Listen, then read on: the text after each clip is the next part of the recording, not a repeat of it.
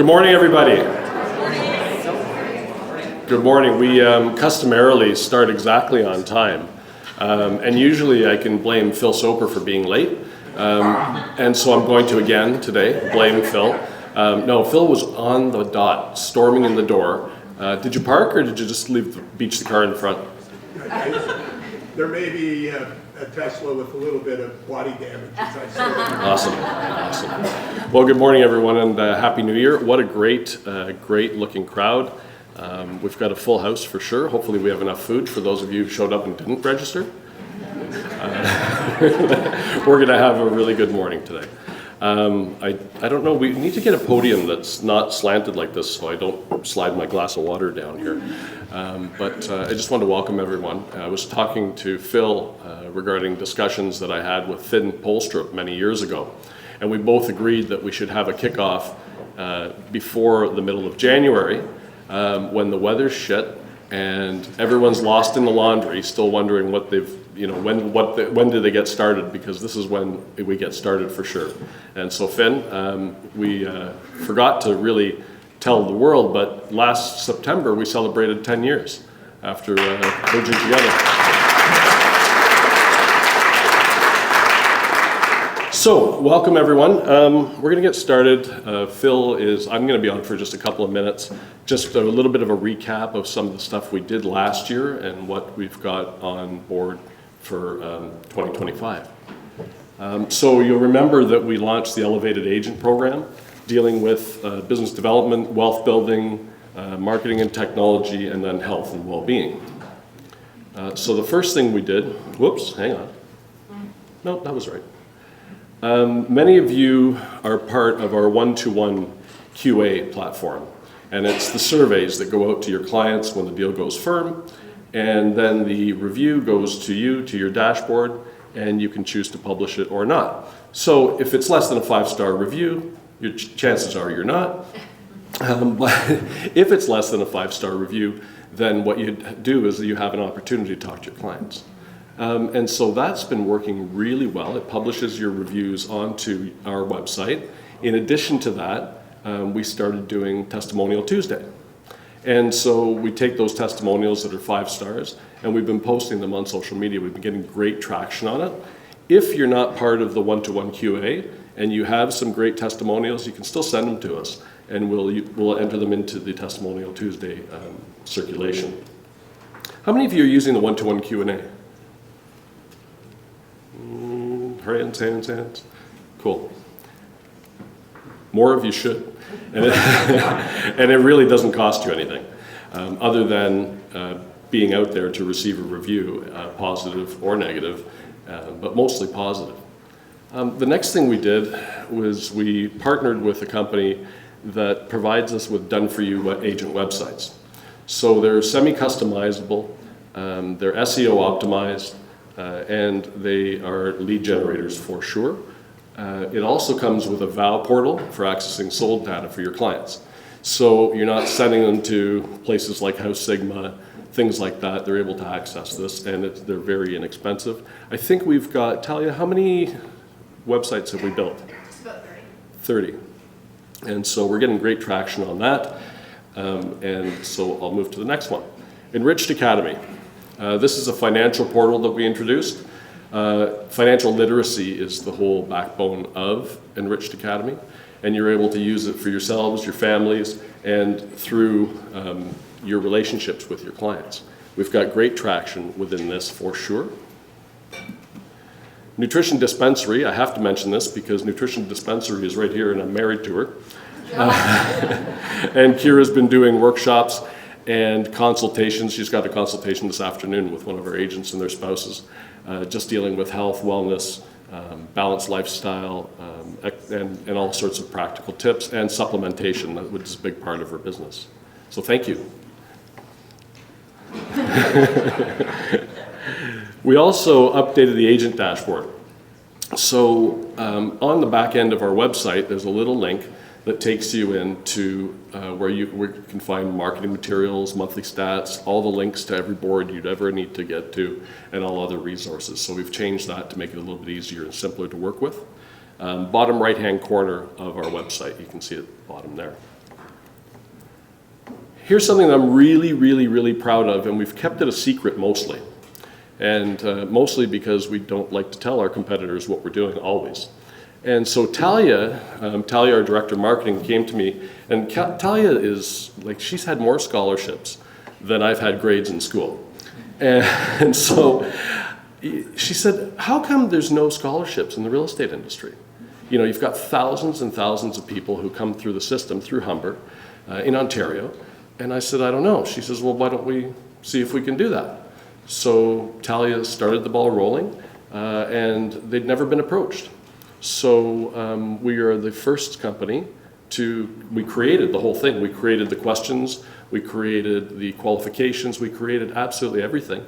And we launched as the only company in Ontario who offers scholarships through Humber, which is really, really, really cool. Now there's 5 or 6 other brokerages below us. They keep us on the top, and it's called the best and brightest, which is kind of cool. And you know, not only have we been getting great traction, but we've been also getting some good notoriety for doing something good within the industry that no one else is doing. And so we're really, really, really proud of that. And so when you're on the Humber Real Estate Education site, top right corner, there's a place that says scholarships, which never existed until this past fall. So that's a big thing for our company, I think.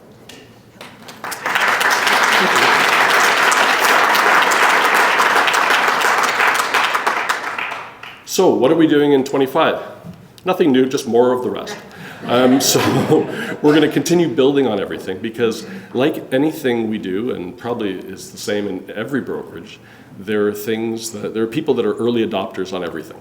They jump in, both feet, they start using stuff, they start working at it, and they don't tell anybody because they're getting an unfair advantage over everyone else who's saying, oh, what's that? And they didn't hear about it, and they didn't read about it, and they didn't read the minutes, or they didn't come to the kickoff. So things we're going to do in 2025, this was a slide that I could not omit. And so we've gone through every single roadblock that we could have gone through in the rebuilding of the transformation of 459. And so the glass is in, the hoarding's going to come off. The only thing that's delayed now is the black stuff on the top half, but that doesn't matter. That's not going to stop us from getting in. So that's great. The floors are in. Carpeting should be in this week, if not next. Electrician didn't want the hoarding to come down because the electrician's working all underneath there, and they said it's kind of cold. So they're in there this week, and we're on track to be in there under 60 days. And what a pain in the ass this has been. And I gotta give credit to our Milton agents, our support team. We're running like a MASH hospital upstairs. You know? And Oliver just calls me every day and says, what's happening? What's happening? What's happening? And so finally we're at that stage where we're doing finishing stuff. And so everything's selected, everything's ordered, everything's coming to be installed. But had you told me that it was going to take this long to do this project, I don't know what I'd do. But the entire building from nose to tail is being redone. Our neighbor Dogtopia, who's taken the Dot space, thankfully Dot is gone, and these guys are putting close to $1 million in leasehold improvements, and they're going to run a great little business next to us. I know that the westerly wall of offices, there are people hesitant to take the space because they think they're going to have to learn to bark back. But they really build a building envelope within our building envelope. So they close it off completely. Would you hear the odd bark? Usually when they're coming in and out the front door. Our dog has been the pilot for Dogtopia while we were negotiating the lease, and we'd take them to Dogtopia and see how it goes, talk to the neighbors and this and that. We're really excited. Their business model, one of the reasons we like them a lot is because they're not a stag shop, they're not a weed store, they're not a pool hall, but they're a family-oriented business. And they've got close to 500 locations across North America, and their model is to do dog daycare and some grooming. And it's for people who are, they don't feel good about leaving their pet, their dog, at home all day while they're at work. So, with all the future development that's going on in Milton, there's lots of singles with dogs. There's people, and the stay is 2 minutes. People come in, they're already reserved, they drop their dog, they leave. And so we like that because they're not putting a burden on our parking. And most of the traffic is in the morning and in the late afternoon. So we think that it's going to bring us more business too. And that's the idea. To get to their front door, they have to drive past or walk by ours. So, it was something we enjoyed many years ago when Rogers Video was our neighbor. And everybody would walk by and walk in and rent a movie. It was great for business. So we were trying to replace that. And so we're just really excited to finally be here. So, something we worked on last year with some teams and some individuals is a thing which is a tool for high-performance individuals and teams. And basically, it guides a coach and a user to look at their, I'm going to call them superpowers, and look at what their blind spots are and how they can build their businesses around that. I'm going to invite our facilitator, Meryl Eva. Many of you know Meryl.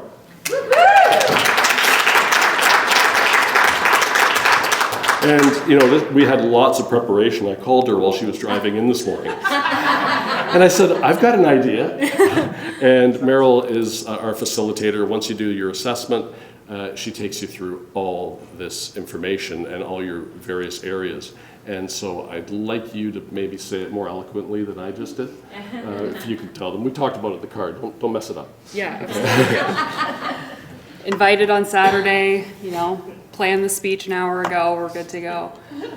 So the tool that I'm certified to use, and I've been working with some of you familiar faces in the last year, it was developed in the 70s by one of North America's first sports psychologists in the States.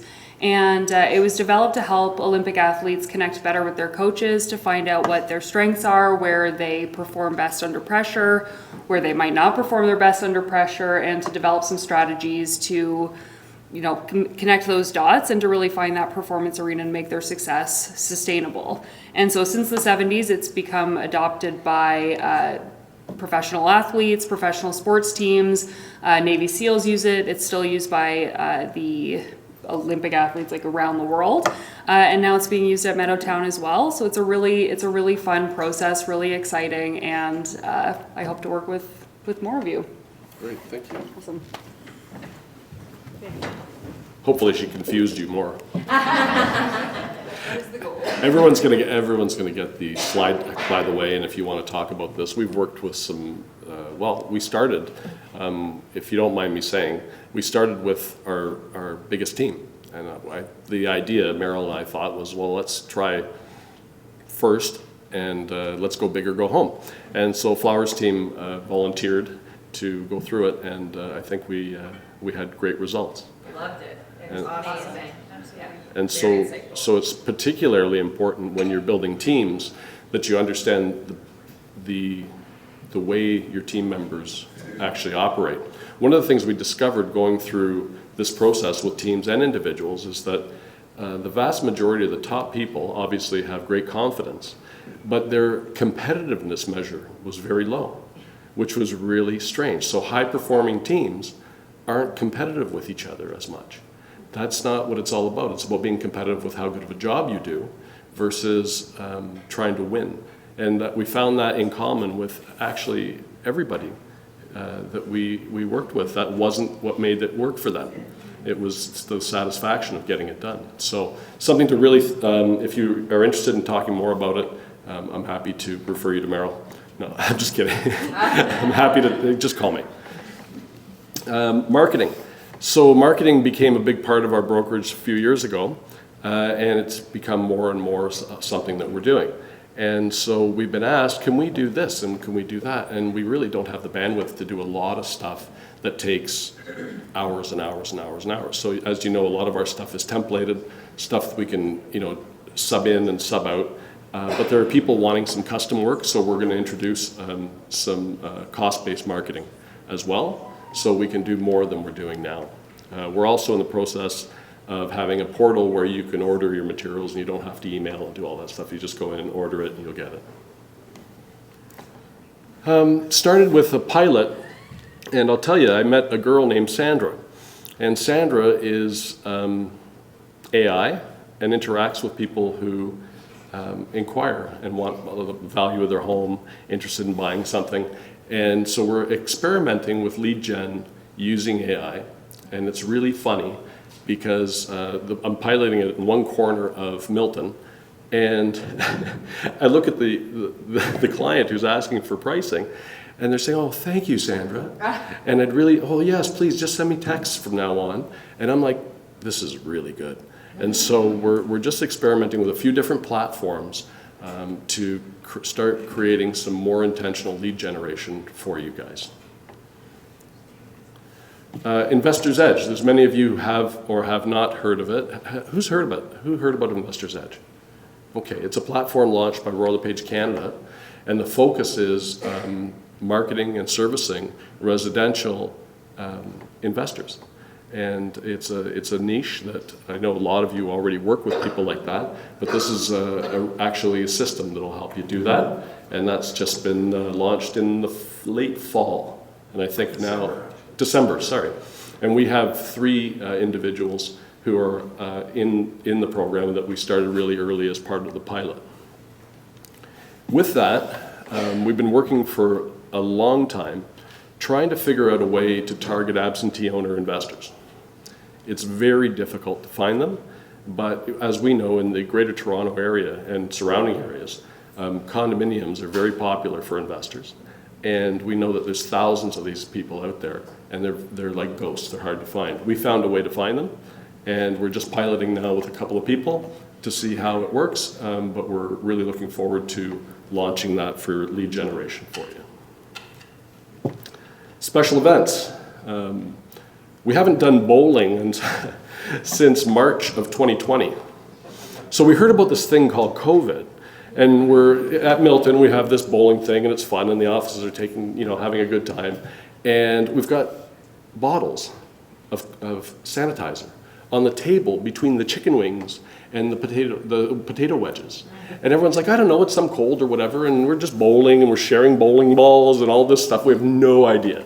And so that got put on the shelf for a while, but it's a lot of fun. It's a fun afternoon. We're going to do that again in February, March. Many of you know we do March Movie Day, and I think it'll be in Milton as well. And you can bring your clients and their kids. It's during March break. April, we're going to do our awards luncheon again. This time we're going to ensure that everybody has a ride home. June is our annual golf tournament. July, Family Day at Andrews Farm. That's a knock out of the park. I think we had 450 people last year, or more than 400. It's great money if you bring your clients. And September, we're going to get back to our years of service celebrations, because a lot of stuff just fell by the wayside through COVID, and a lot of it is long overdue. And so we just wanted to make sure you knew that was coming. Want to tell you about our keynote after lunch. I met her at the Buzz, last Buzz conference. I sat on a broker's panel, and there was Q&A, and she was a speaker after that. And this lady, we were competing with F-bombs. So Virginia Munden introduced us and said, you guys need to get to know each other because you think similarly. And we had this great talk, and next thing you knew, I was seeing if I could get her to come out to this. I think you're going to love her content. Is Marianne in the building? Anyone seen her? Actually, you'd know if she was here. She's a top coach, coaches teams all over North America. She's spicy, so don't get offended. But she's going to give you a couple of what the fucks and things like that. So she's just great. I think you'll really enjoy her. With that, I would like to welcome Phil Soper. We've got lots and lots going on nationally as well. And when the various levels, your practices, your brokerages, programs, and the services Royal LePage provides nationally, when they all mesh together, it should make your life so much easier and more productive and hopefully more fun.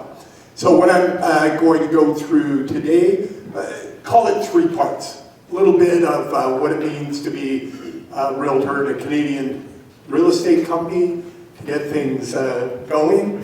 And then I'm going to touch on the market and the economy. That'll be the bulk of what I'm talking about. And finish with just a few things that are going on at Roll a Page. As always, stop me, wave, I'll try to pay attention if I see frowns or quizzical looks, and I'm happy to take your questions.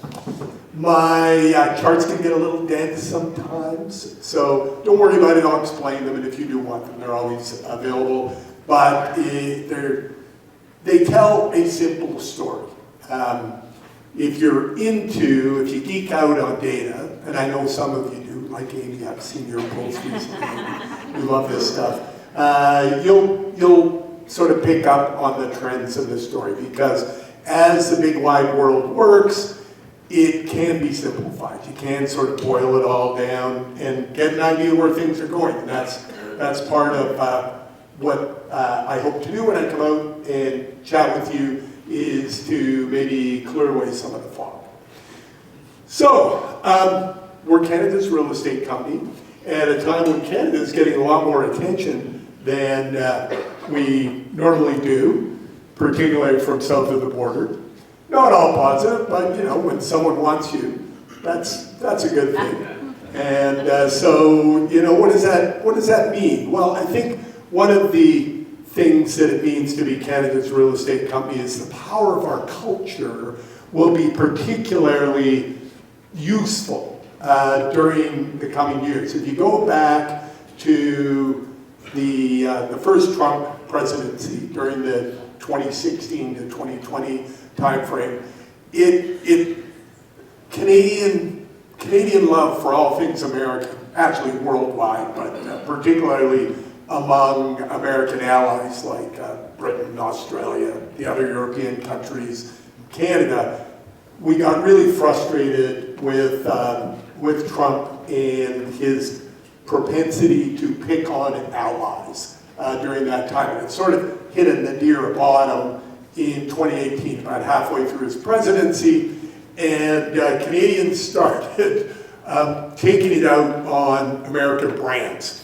So you happen to know that your competitors tend to be American, right? If you look at the large real estate companies, there's obviously scattered independents across the country, but most of them are American companies, and a company like RE/MAX actually wraps itself in stars and stripes. They're red, white, and blue. They are rah-rah America.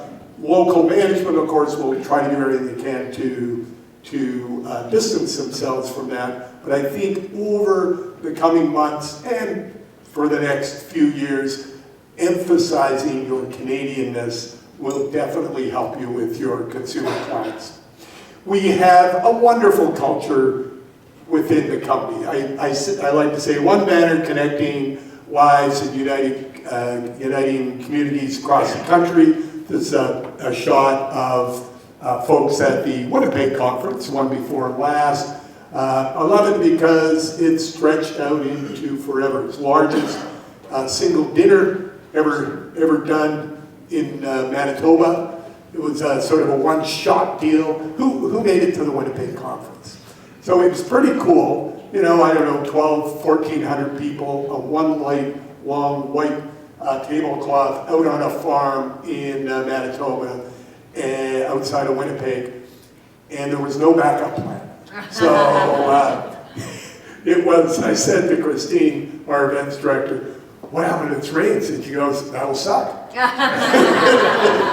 go, what's the backup plan? She goes, there's no backup plan. So we get out there, have this long dinner, everybody's breaking bread, getting, renewing old acquaintances. It was really, really lovely. Bonfires, bands, lots of fun. Loading people back into buses, and the skies opened up and it poured, and it just poured. So I will say, come to Roll the Page events because there is divine intervention. And you'll feel You'll feel elevated and spiritual. Your career. You're in the real estate brokerage industry. I thought this was interesting. A little bit of data I came across. I've been spent about a decade on the advisory board at Toronto Metropolitan University, the old Ryerson.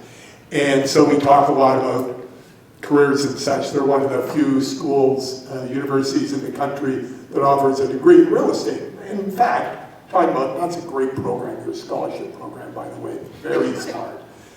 Roll of Pages offered scholarships through at Ryerson for a number of years for kids who were studying real estate.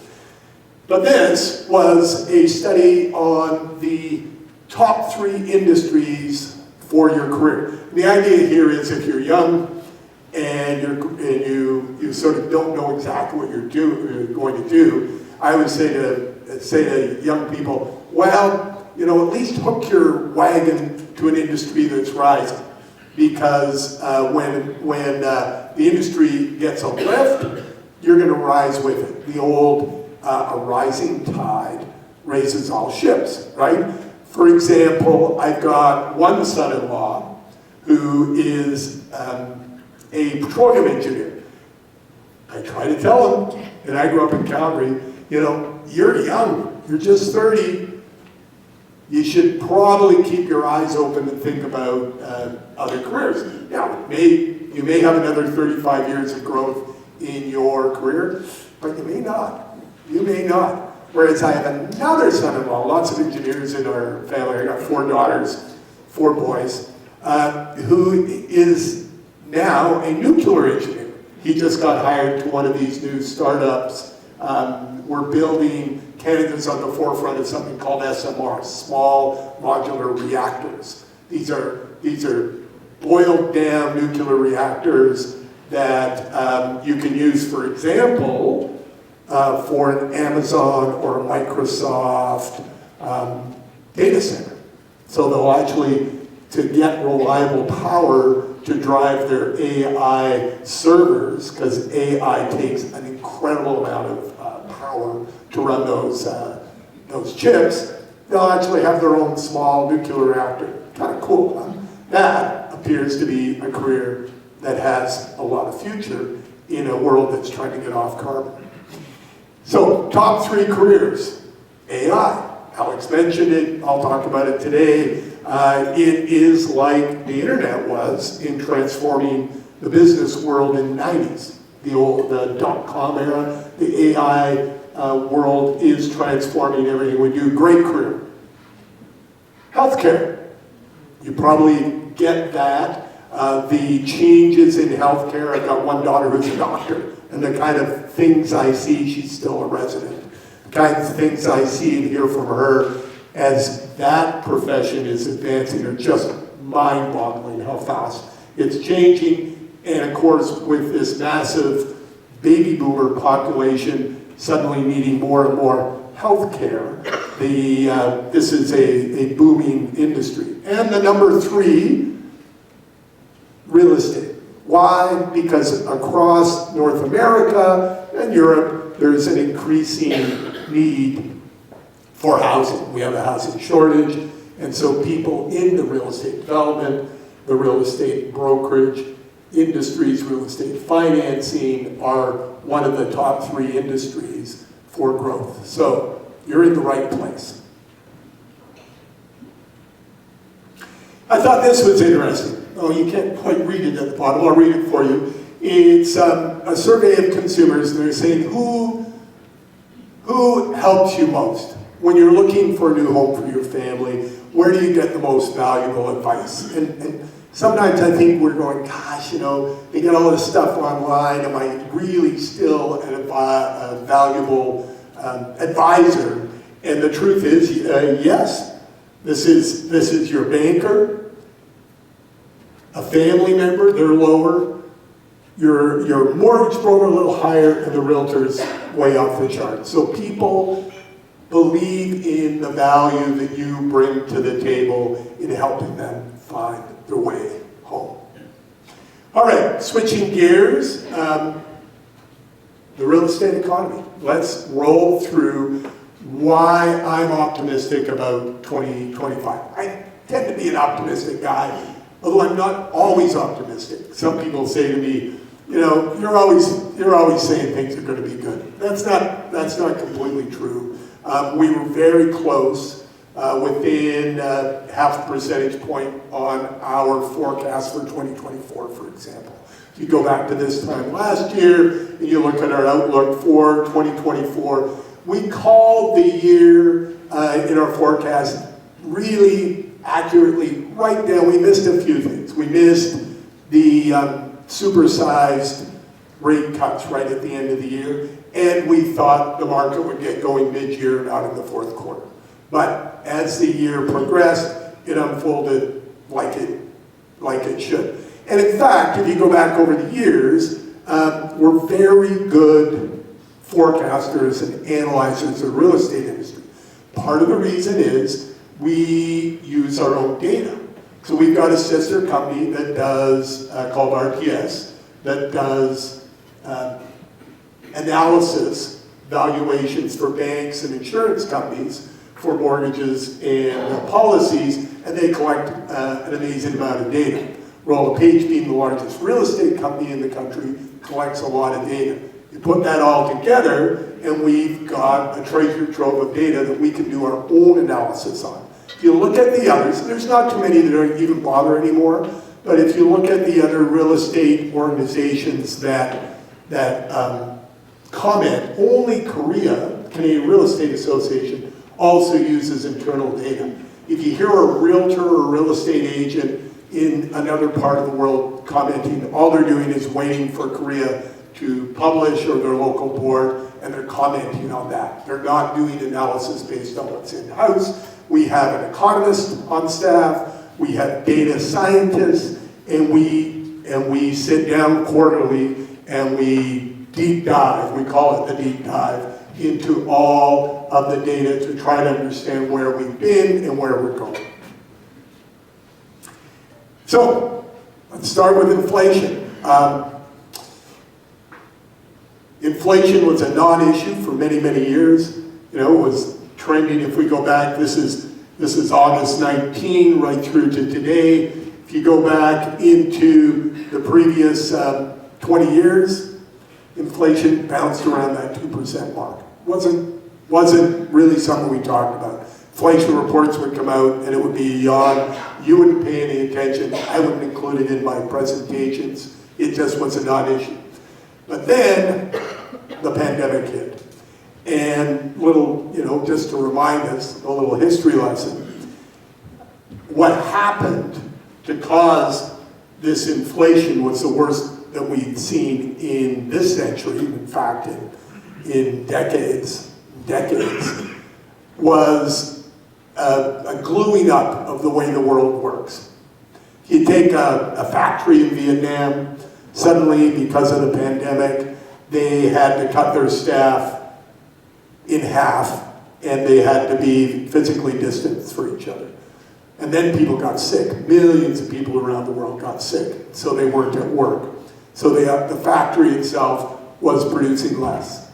Then it had to get on a truck and get to a dock to get shipped to Europe or North America, and the truckers were sick. But they finally get it there. The docks were one of the docking system, one of the biggest gummed up places in the entire supply chain of worldwide movement of goods. You had to have dock workers physically distanced, and less stuff was getting on ships. And sailors were sick, and it was less and less things were getting shipped around the world. And then at home, of course, during the early stages of the pandemic, the spring of 2020, people feared for the worst. We were worried about, radically high levels of unemployment and layoffs and things, and it turned out that in a 6-week period, we turned into a virtual world, right? The whole world switched and found that the technology we'd had for some time allowed us to keep working. And so everybody kept their jobs. In fact, business actually boomed. And because people couldn't go out and spend it, they wanted to buy stuff. Because they couldn't travel, they couldn't go to movies and things, so they wanted stuff. Not very much stuff coming because of all those supply chain issues I saw, so things got bid up. Anybody try to buy a car in 21, for example?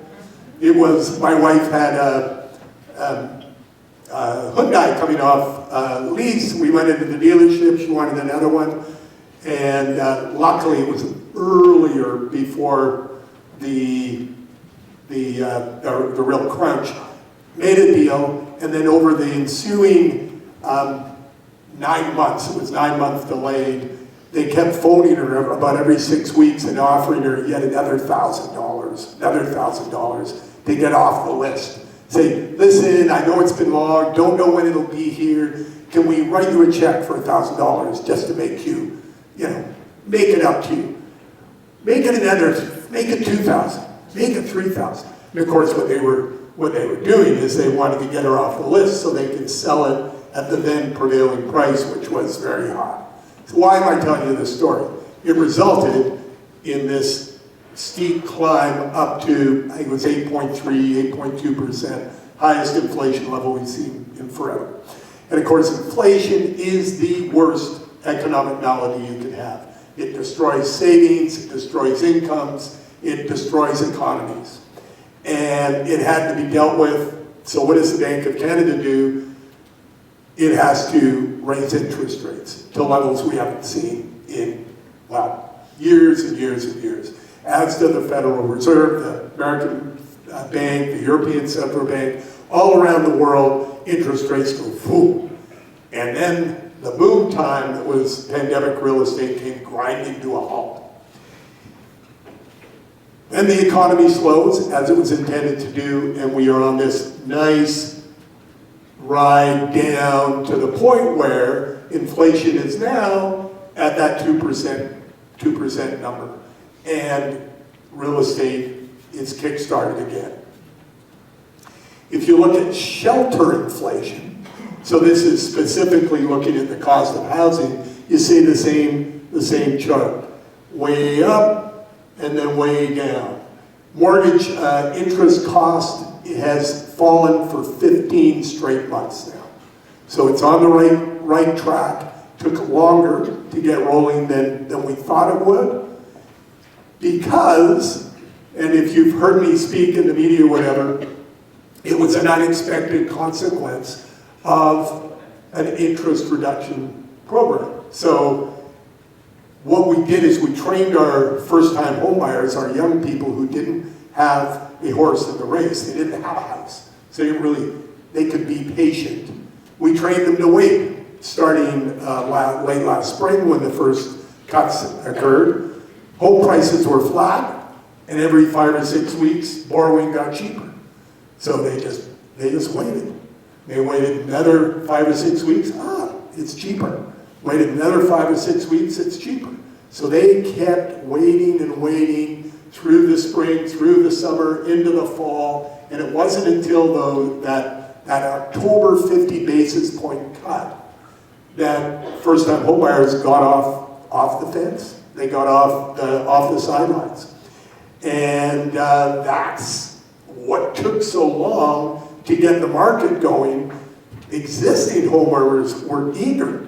Inventory levels were rising. People were listing their homes they wanted to sell, but the first-time home buyer was absent. So cool things happened when that 50 basis point cut, the first one came. People realized that if they kept waiting, home price increases would erase the benefit of waiting for lower interest rates. So they started to get in. And then it was supercharged with the liberalization of mortgage rules in December. More on that later. So what do we expect for the economy? Down here you'll see GDP. 24 is a slow year. We deal in tiny little percentage points. We're talking about the revenue for the entire country. 1.3%. We're seeing a significant bump in 25 and 26. Gets really interesting when you look by province. You won't be able to read this at the back, but you'll see this is Ontario, steady climbing, 24, 25, 26, getting back into the ranks of the most prosperous provinces in the country. But you'll still see Alberta, Newfoundland, as our, and Saskatchewan as our strongest growing provinces. Why? Next time. They are our oil and gas areas, and it is a booming part of the economy.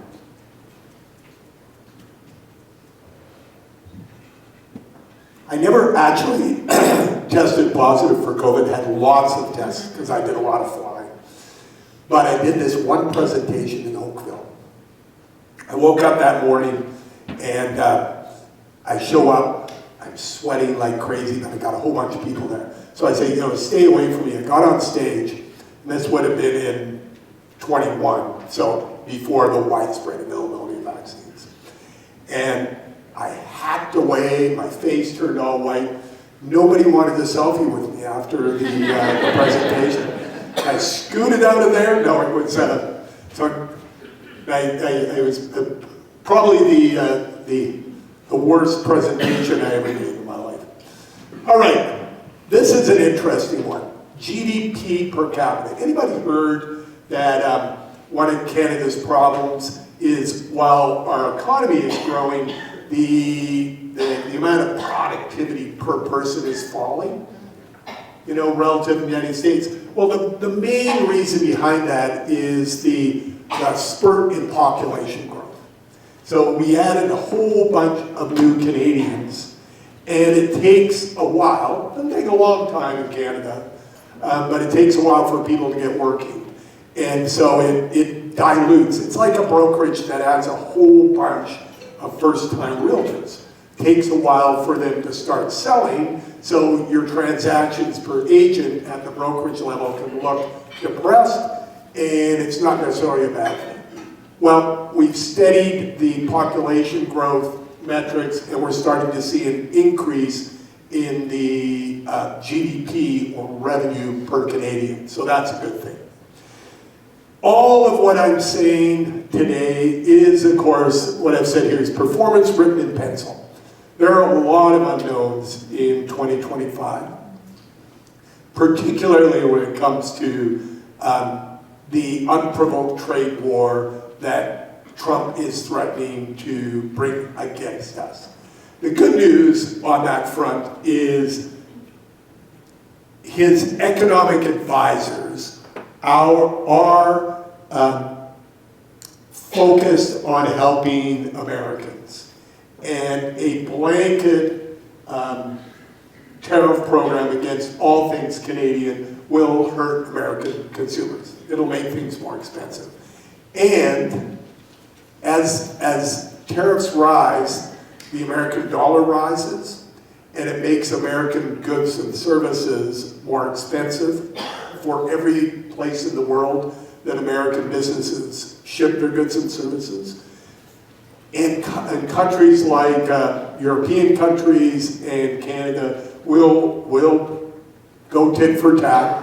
They throw 25% duties on our steel and aluminum. We'll turn around and put 25% duties on theirs. Their dollar's already high, so it's really going to hurt American businesses who sell to the world, and a lot of American businesses do.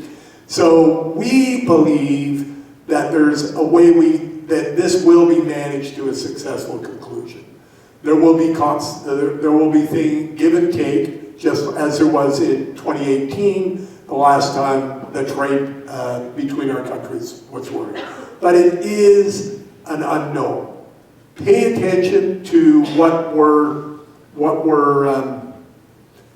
publishing every few weeks, and we'll keep you up to speed on how it impacts the Canadian real estate industry. The good news is our industry is one of the most domestically focused industries there is. In other words, it's a made in Canada industry. We've had a foreign buyer ban in this country for a number of years now, as have other countries around the world, because we've got a housing shortage. So one of the politically expedient things for the government to do is to say, okay, foreigners can't buy homes here.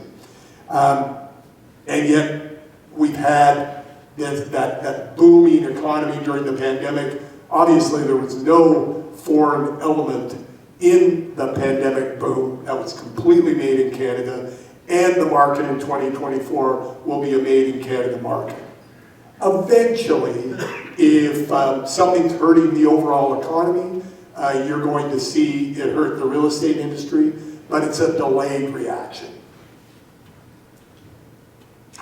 And one of the great things about the economy right now is people are working. This is still November data. Late last week we got December data, and it was stunning actually. You see 50,000, 51,000 new jobs were added in November. That number almost doubled in December. And most of the jobs were full-time, and most of the jobs the jobs were spread across a wide variety of industries. So the economy is firing on all cylinders. It's getting going again as interest rates drop, as pent-up demand gets satisfied. It's not just in real estate. It's across the whole Canadian economy. So we're coming into a period of time where things are unknown, that written in pencil sort of comment, but we're well armed to domestically solve some of these problems. So what's this going to do to interest rates? Well, we've seen 175 basis points, almost 2 percentage points so far. Our forecast is that we'll see another percentage point by the end of the year, which will bring us down, interestingly enough, into an area that's slightly below the long-term norm for the bank rate in Canada. Also, I did just a little bit of math this morning. If you look at what banks were, do we have any bankers in the room? Do you have mortgage brokers or bankers in the room? No. During the pandemic, banks, lenders, focused on short-term paper. They wanted people on short-term agreements. Why? Well, because they knew this kind of money wouldn't last. They knew it was a very temporary thing that rates would be that low. So they didn't want people on 5-year, 2% mortgages if they could help it, because for most of that time they figured it would be way under market. It would be like selling a home way under market during a short-term dip. So there was a lot of short-term mortgages sold we have record numbers of short-term variable mortgages. Why? Well, prices spiked on homes, if you recall, during the pandemic boom, and banks were giving away money at the very short-term level. Things are exactly the opposite now. They're focused on long-term mortgages. And if you look at the pricing of a 5-year fixed, it is very attractive versus shorter-term alternatives. Why? Because they'd love to get people locked into a long-term contract when prices are up here, because they know they're going to drop over time, and therefore they'd have a product to market that was getting above market returns. They're just businesses like any other business, and they use pricing to bring people or focus people on the products they want them to buy. If you go back and you look at mortgages that were written during the pandemic era, remember that people still had to comply to B20, the stress test. So if you add, sort of got down to 2% if you think about it, and you add 2.5% to that, they had to show they could pay for a 4.5% mortgage. These ones written down here.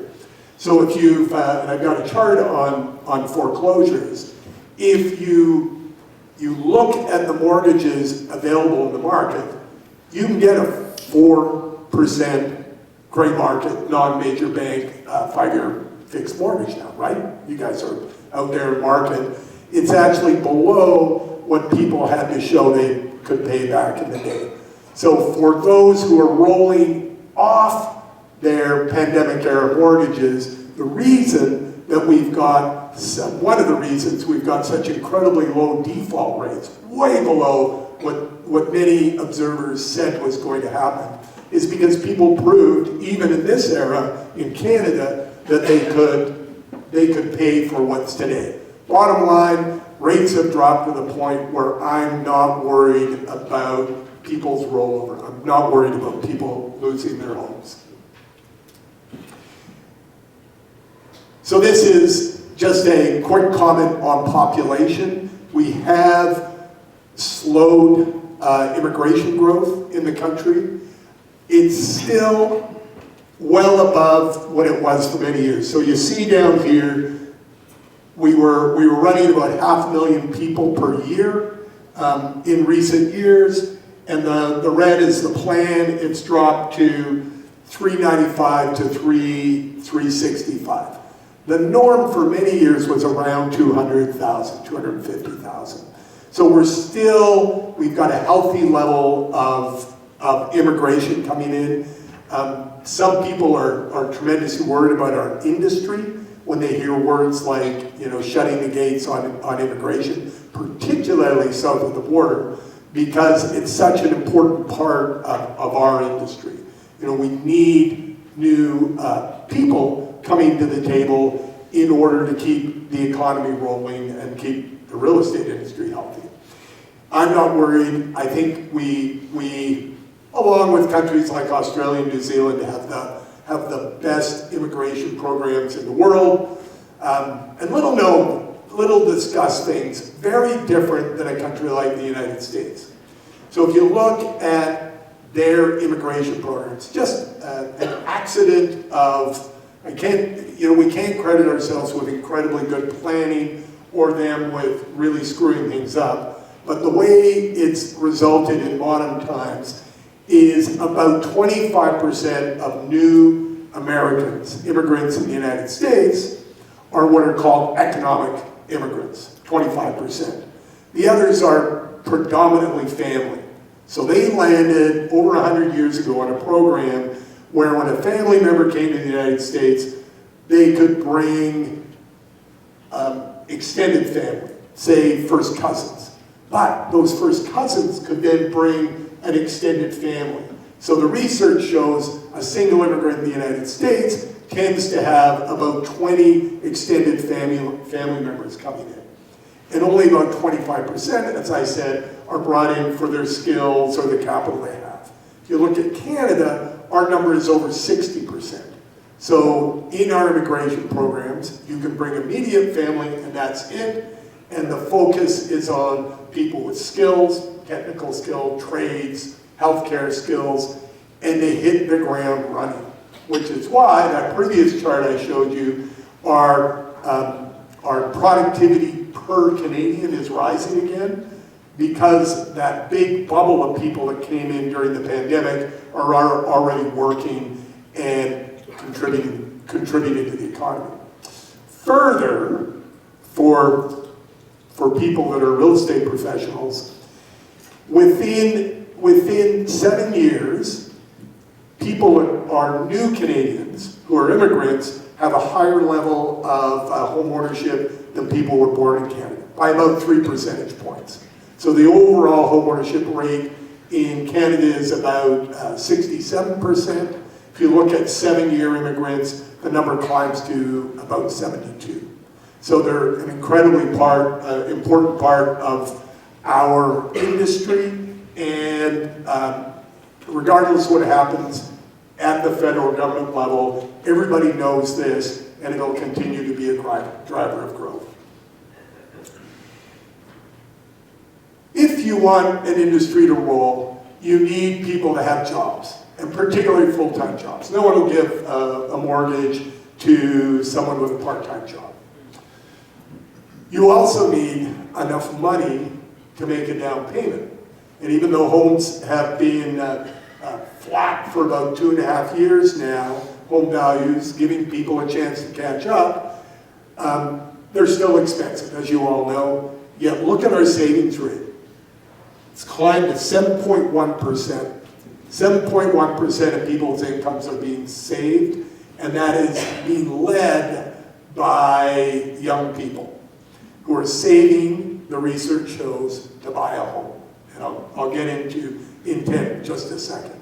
That is about 3.5 times over the long-term norm. Long-term norms in that 2.5% range, people are sitting on cash.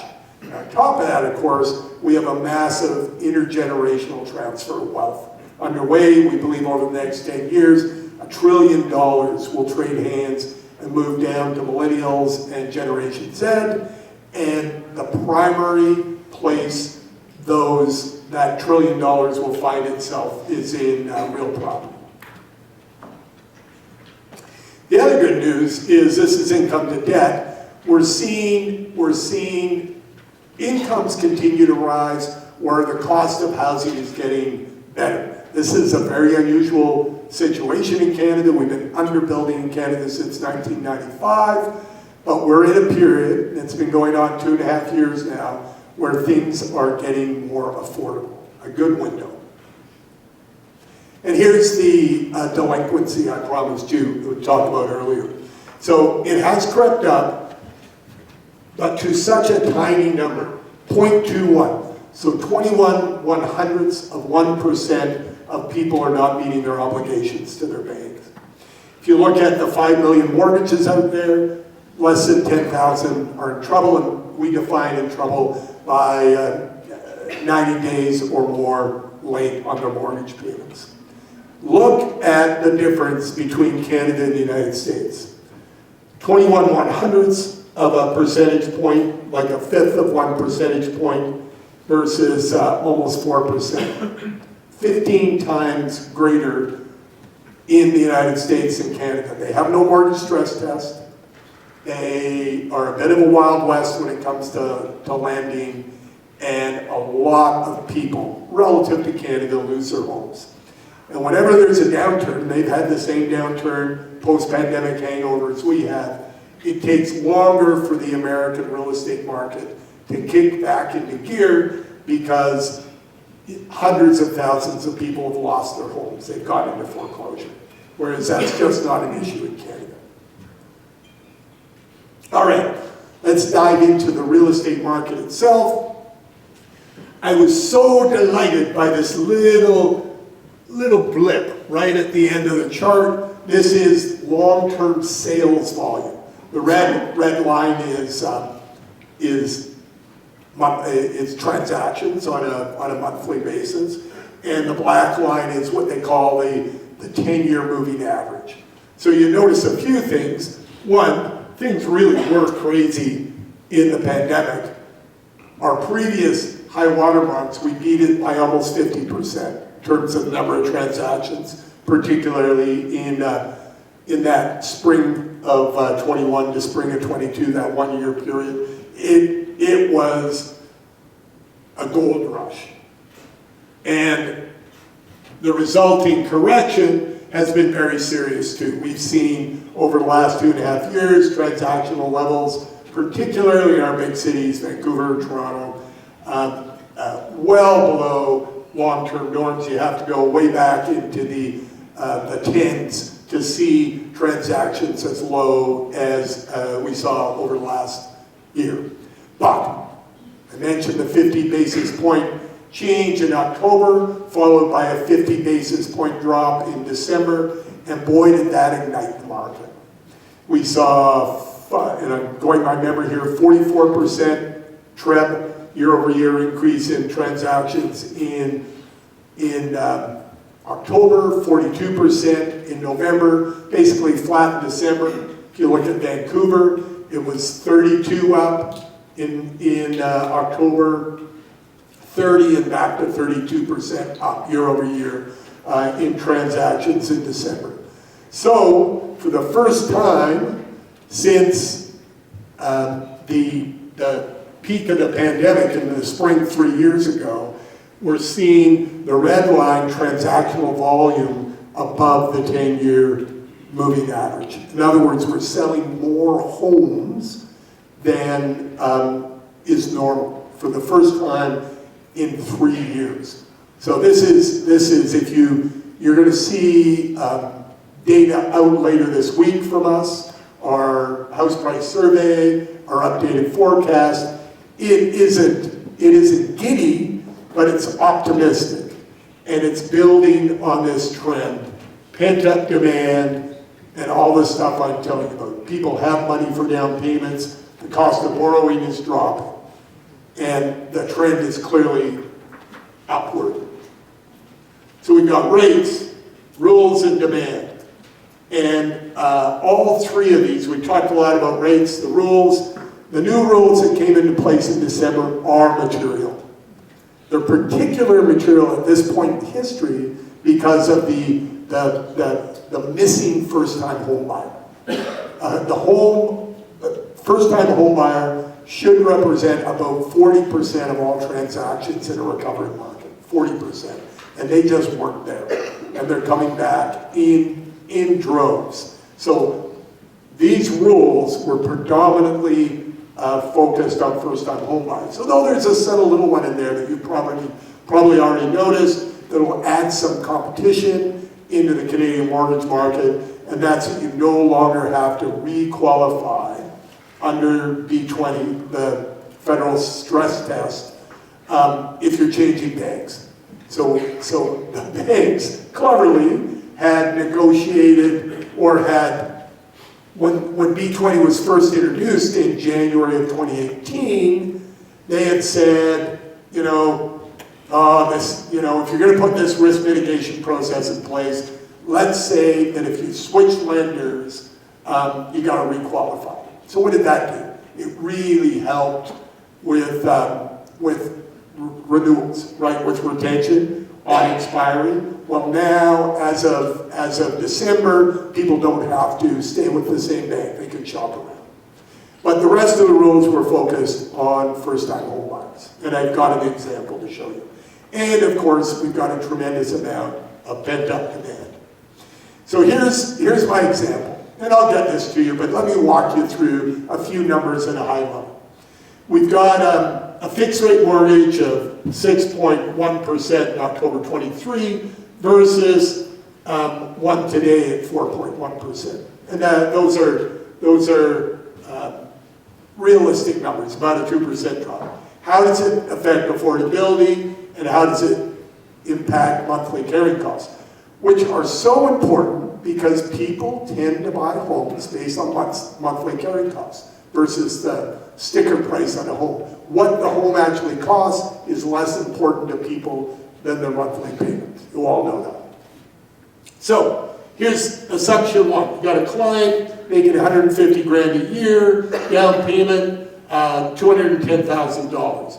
You run through the math.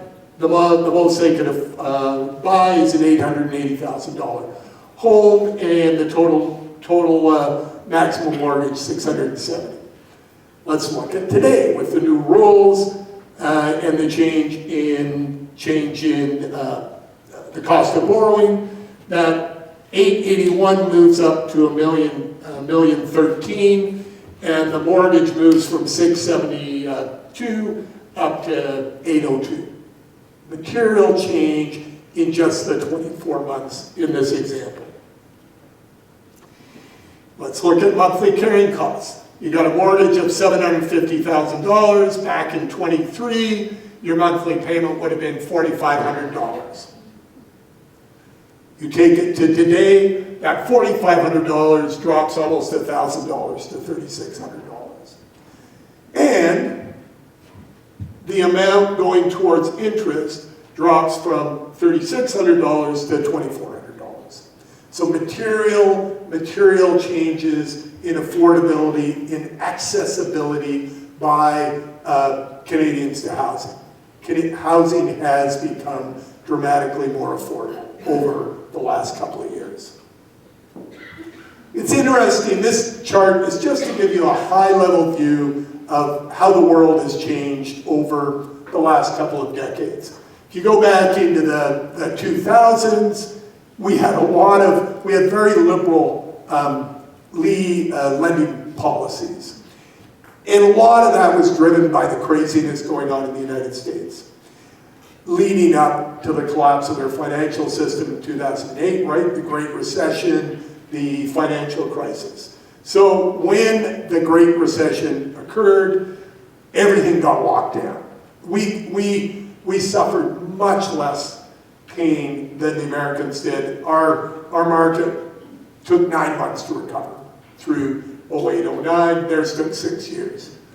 You know, part of it was, remember back when I showed you the mortgage default, and it was at 3.6, I think, or 3.9% of mortgages were in trouble right now.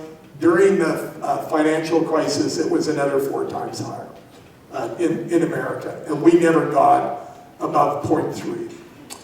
All right, so everything got locked down, financial crisis, and now things are getting easier again. 30-year AMs and insured mortgage limits raised to $1.5 million. That one, if you've heard me speak on this, I use Milton as an example. Milton is a city, if you look at the Royal LePage house price survey, where the average home, detached home, is over $1 million, but under $1.5 million. Toronto's above $1.5 million, so it's more challenging there. But Milton, Victoria, Quebec City, these are places where these rules, it just opens doors to people, allows them to get insured mortgages, to get lower cost of borrowing with these new rules, which is excellent. So none of this matters a hill of beans if people don't want to buy a home. And we're always surveying generations. We want to know what the next generation feels about home ownership. And the good news is young people want to own a home the same way their cousins in the Gen X generation or their parents, the baby boomers, did. 74% still say they're going to own a home. Remember, our home ownership rate's 67%, so that's above what it is. So there's pull. And 84% of people in Generation Z and young millennials believe that home ownership is a valuable investment. You want that number to be up there in the high levels. If people give up on home ownership, it takes years to get them back on the track. They have not. Young people desperately want to own their home. As a result, this is our forecast by quarter. You can see what we see happening with home prices. The Canadian number, we believe, 2025 will end with prices up 6% higher than 2024 ended, which is interesting because the long-term norm, if you go back over 75 years, is about 5.5%. So it's right in the long-term norm, right in that balanced market territory. You see the GTA at 5%, just a hair under. It's condos, right? We have an oversupply of condos in the Golden Horseshoe. A lot of projects that were started in the teens came on stream over the last couple of years, big projects. We've got a temporary oversupply, and that's pulling the GTA slightly under. But 5% price growth is lovely because it shows existing homeowners that their principal asset in their lives is appreciating, and people feel they can chase that number down. When it's going up by 15 or 20, as we've seen, right? We saw that in the late 2000s. We saw that in 2014 to 16, or 15 to 17, and of course we saw it during the pandemic. People do just lose hope. There's no way I'm going to catch that runaway train if home prices are going up by 15 to 20%. All right, let me stop just for a second. does anybody have any questions about the real estate economy, the real estate market, before I sort of wrap up with a few comments about what's happening at Roll a Page? Anything at all? Just one quick question for me. Sure. So with Quebec City in particular, is there anything that's driving that? I understand the Edmonton, I understand those ones, but what's driving that in Quebec City, do you think? Can't remember where it is now. One more forward where you just were. Very bottom. Oh, right. Yeah, if you look at the data for the fourth quarter of 2024, 11.5% year over year. Homes are pretty cheap in general there, relative to, say, a GTA, a Lower Mainland, a British Columbia. And the Quebec economy has been doing very well. You know, we, at the national conference in Calgary, you know, I came in expecting a little bit of, you know, gloom, because it had been 2 years of subnormal transactions. Although it is shocking to me, you know, awards coming up and such, how in every market downturn, there is a significant subset of you who manage to sell more than you ever have. It's always mind-blowing. So some people just ignore the market overall and go out and get it. But in general, it was a tough couple of years in Southern Ontario, in the Lower Mainland, Greater Vancouver, but not in many parts of the country. The recovery started like hugely in Alberta last spring in 24, the same in Atlantic Canada, and the same in Quebec. So Quebec really got going.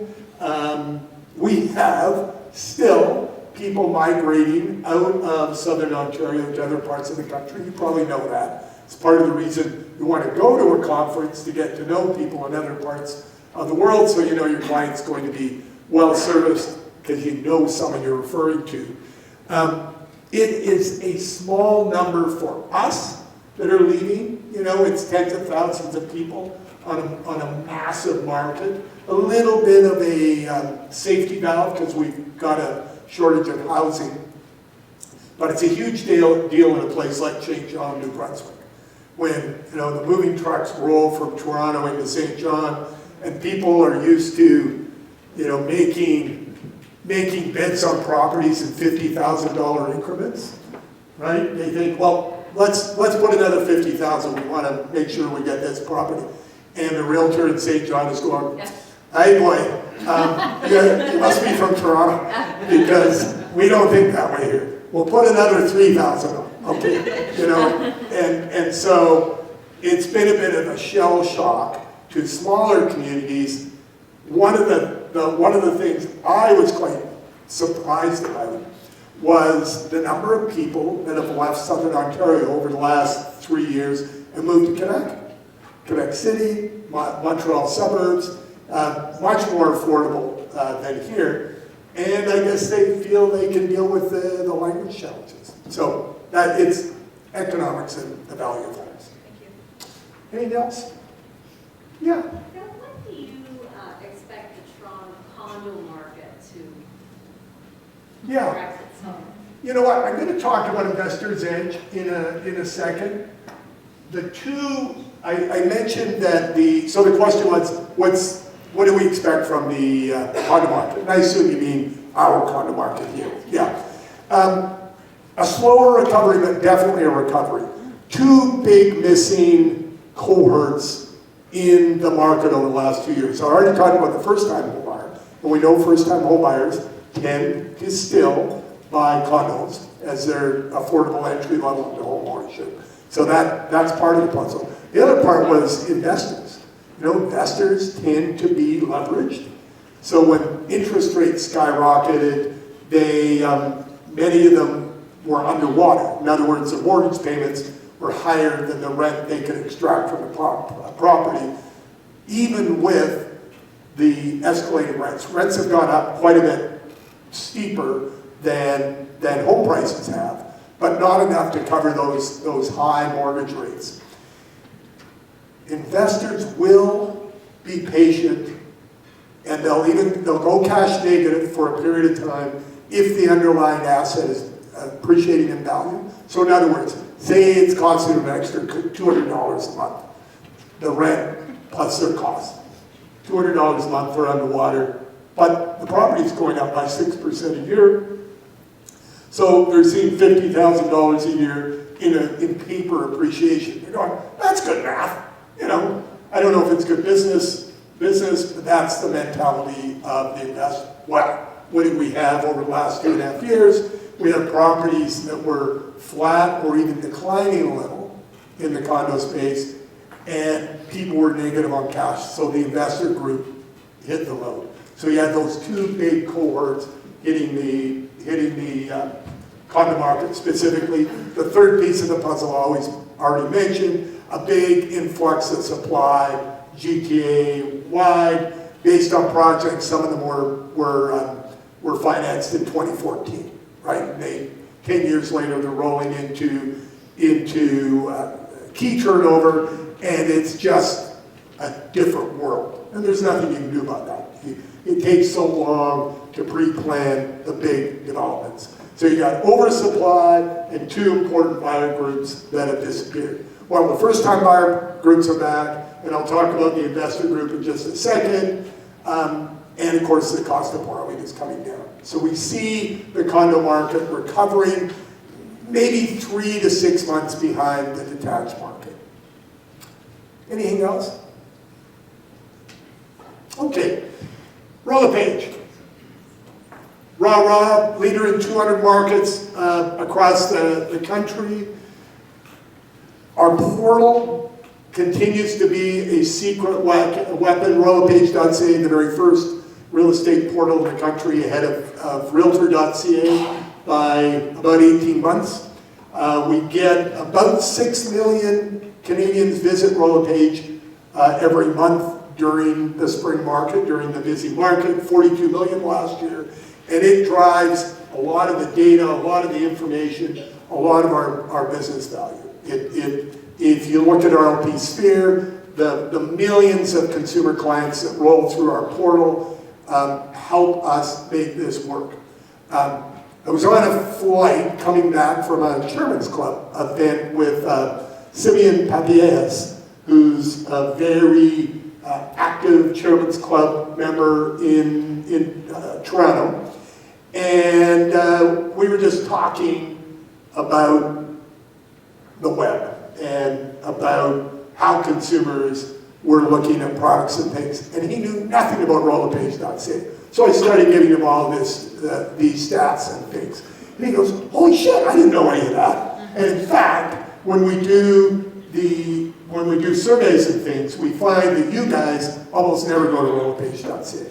So millions of your clients go, and they look at, and it's chock-a-block full of differentiating features that aren't available elsewhere. But you know, because really there's no reason for you to go there other than it's always cool to see what your clients are seeing. But it's the power of those millions of people that is driving Investors Edge. So you need the funnel of eyeballs to make a program like this work. And from that conversation, you know, things went over to our amazing Carolyn Chang, who's our business architect, my COO, and Investors Edge was born. So we'll get into that in just a sec. We're about 14% of the industry by agent count, and we're on one or both sides of the table in about a third of all transactions. So we sell a house every 3 minutes, or you do, so well done, guys. In terms of services, RLP Sphere was introduced in 2020. It is our digital operating platform, cloud-based, AI-driven, use any device, anywhere. Obviously incredibly important during the pandemic, but it continues to be setting records for Royal LePage usage. So we have about 50% of Royal LePages using RLP Sphere, and that's the highest we've ever got on a service. You know, we're not, you're so busy, you've got so much going on that it's really hard to shape your behavior, right? To get you to do something new. I get it. It's tough. Alex has all these things that you provide. It'll only be a subset of people in the brokerage that say, okay, I'm going to do it. and you actually get involved in coaching in one of the new services that Meadowtowne's offering, or in something like rollerpage.ca. But it really is making a difference in the lives of many of our realtors. It's free. You should use it. You should check it out. There's constant education. Talk about education in a second. 332,000 leads, 4 million contacts, 68 million contacts overall from our 20,000 realtors last year. So what do I mean by contacts? That's emails, texts, queued calls. Increasingly, if you look at the big difference in the RLP sphere platform in 25 versus 26, it is under the cover learning software, using large language models, AI. So Meadowtowne is on the right track in terms of looking for ways to leverage learning software to improve your productivity. We're building it into our products and services. Many of you will use your RollerPage Gmail, and some of you will use the enterprise, the Google Enterprise platform that's provided for you free of charge. Docs, like Word and spreadsheets and that sort of thing that is yours. Google Meets for virtual meetings, and calendaring. All of this is being infused with Google AI. So Google's AI is called Genesis, and if you look at benchmarking in terms of performance, they actually passed ChatGPT in the fourth quarter of 2024. I think ChatGPT still has a better UI, a user interface, but Google has the under-the-covers strength. So why am I telling you this? A lot of the power of AI will be invisible. It'll be built into things like RLP Sphere. It'll be built into your Gmail. So, I mean, you set an appointment and the AI says, I know that sounds good, but you really should think about this because in a text, you said that you were going to meet so-and-so. In terms of the probability of these two clients adding to your business in 2025, I'd say the client that you have the text conversation with might be a priority. Do you want to take this meeting or not? And change this meeting and go, oh God.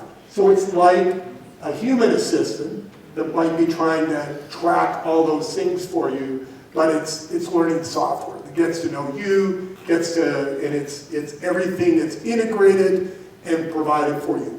And the cool thing about the AI that big businesses like RollerPage are using is that we put middleware, it's called, in between all of your data and systems and the big bad world. So if you use ChatGPT, by the way, if you use ChatGPT, and I know a lot of you probably do, be sure you pay the $20 a month, because if you don't, they just take everything.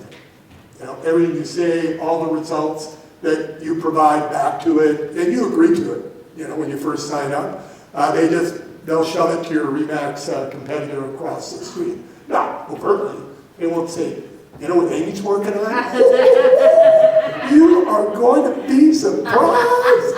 No, they'll just, if that realtor asks the same question as Amy, but Amy's provided the right prompt, she's provided some information to make the answer better, that better answer will get shoved to the next person that asked. If you pay $20 a month, you keep the data. It's not shared in the same way.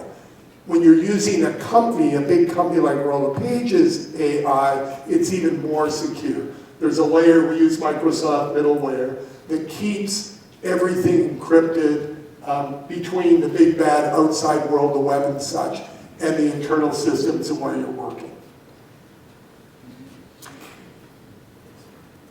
All of this stuff requires training, coaching, and learning services is there for you. We hit a new record. I don't think we'll do that again. We got 99%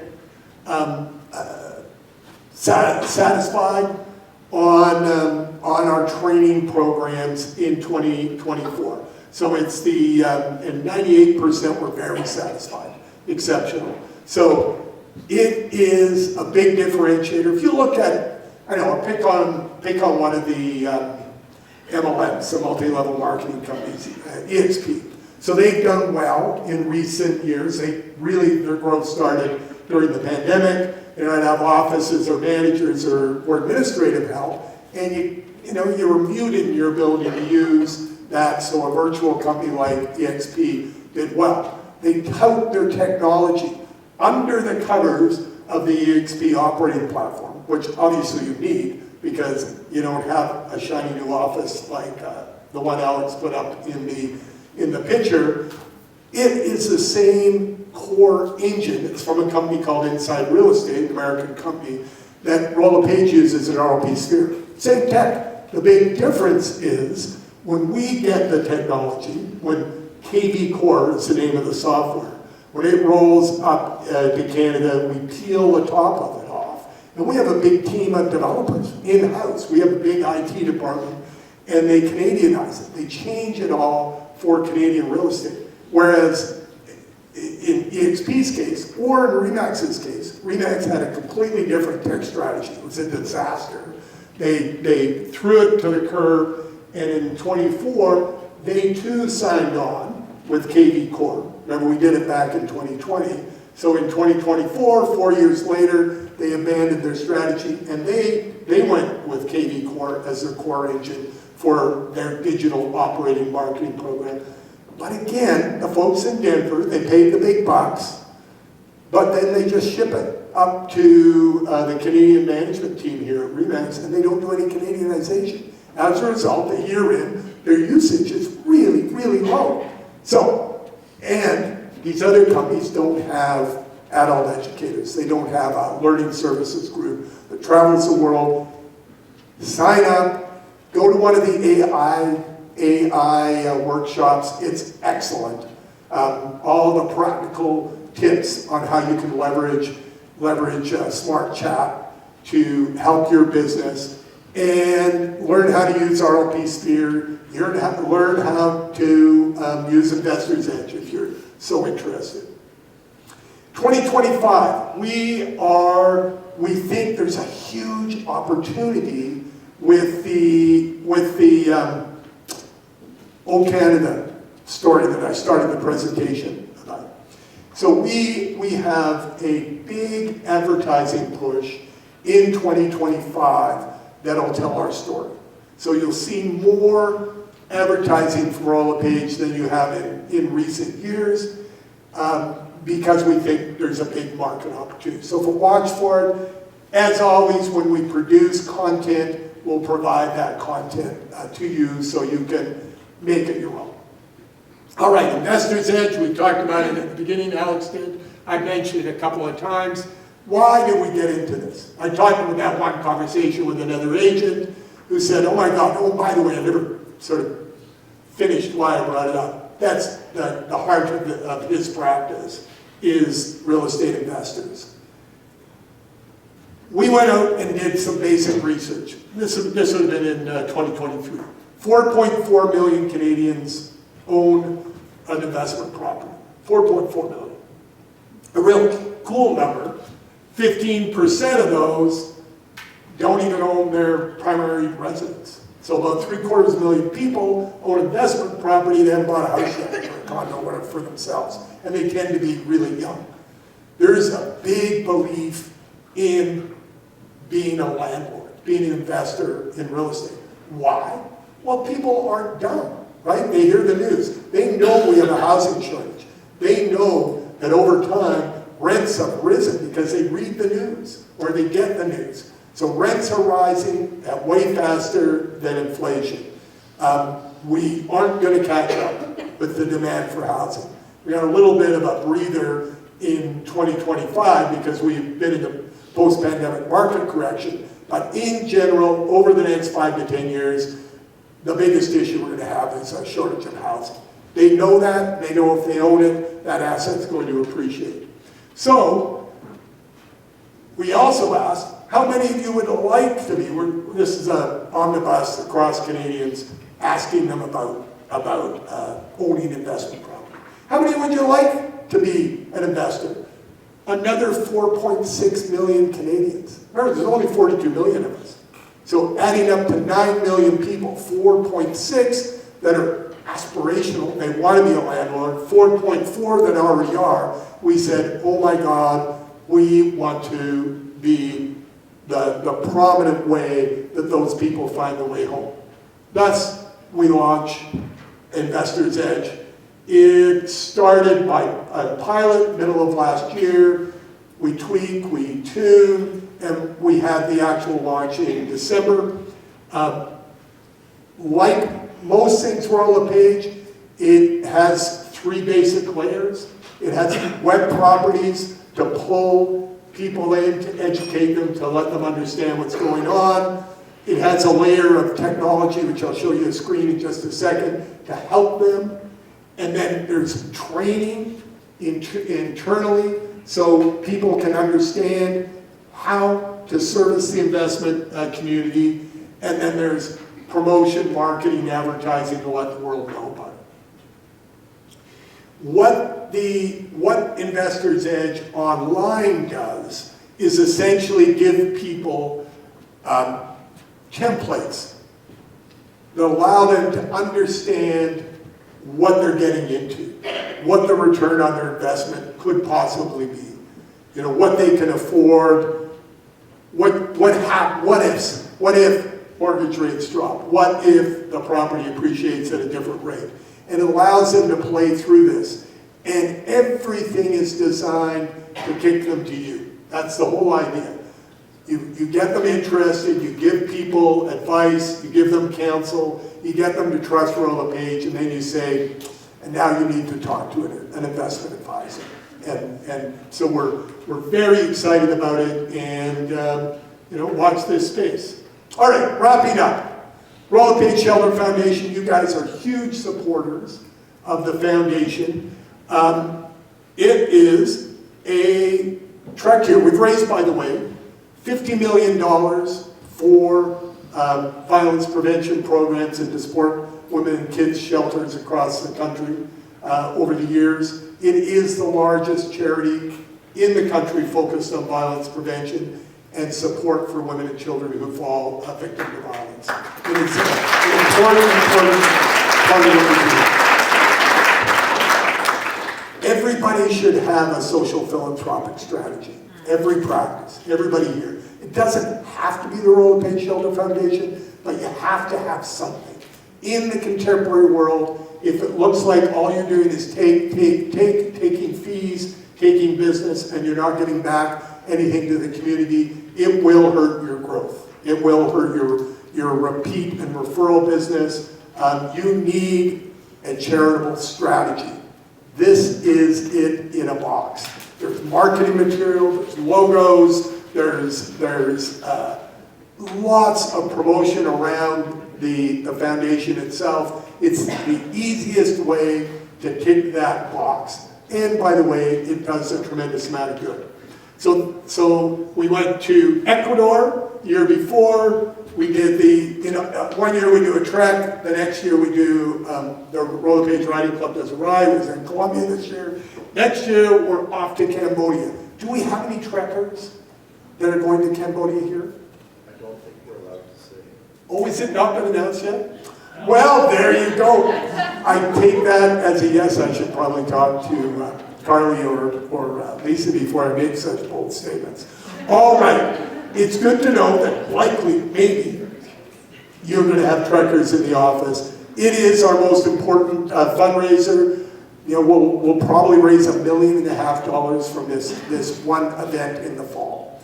But there are events all during the year. Alex runs a great event at the National Leadership Conference. We bring leadership from across the country, all the owners, managers, and such get together. That raises a lot of money for shelter over the years. This is about the only time you'll ever see Alex on a golf course. It's in the middle of winter. But he does love to drag people out to a stream with a fishing rod, raises money there too. Lots of different ways you can support the foundation.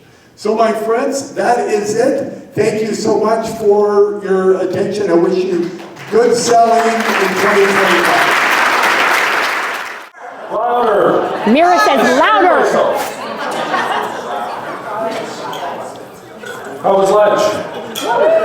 Oh, very good.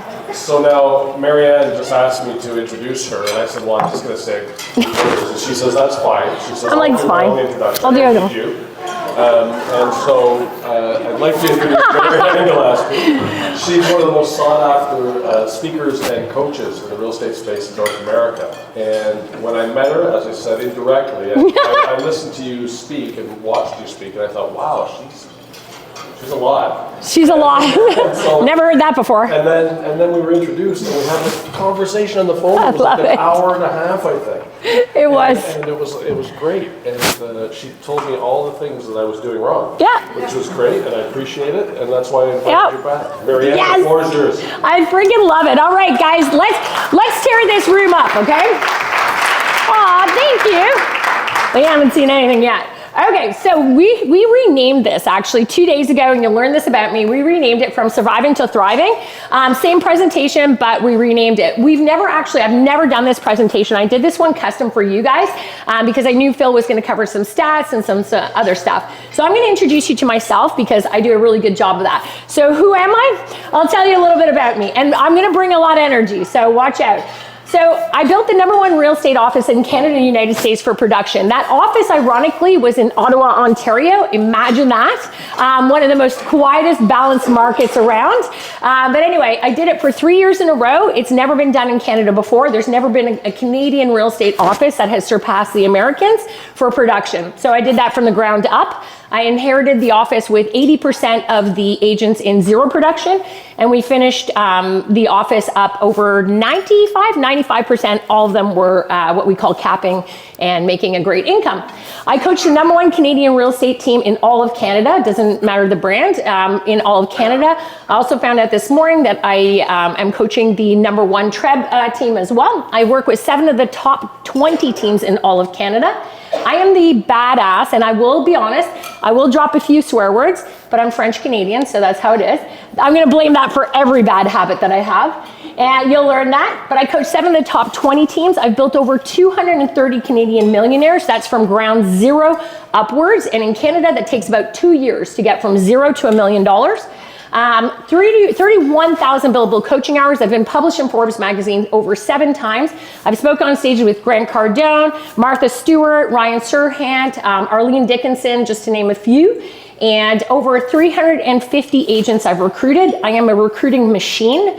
As far as that goes, I really believe that there's a right fit for the right place for the right agent. So that's amazing. And I'm also an Ironman World Championship athlete. So basically, I'm very, very, how do you say, underproductive. I'm lazy.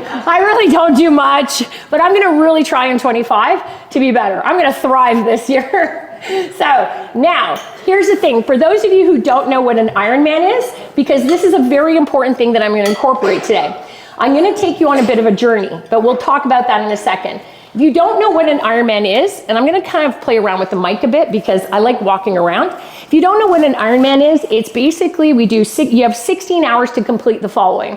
You have to do a massive multi-mile swim in open water, so the ocean.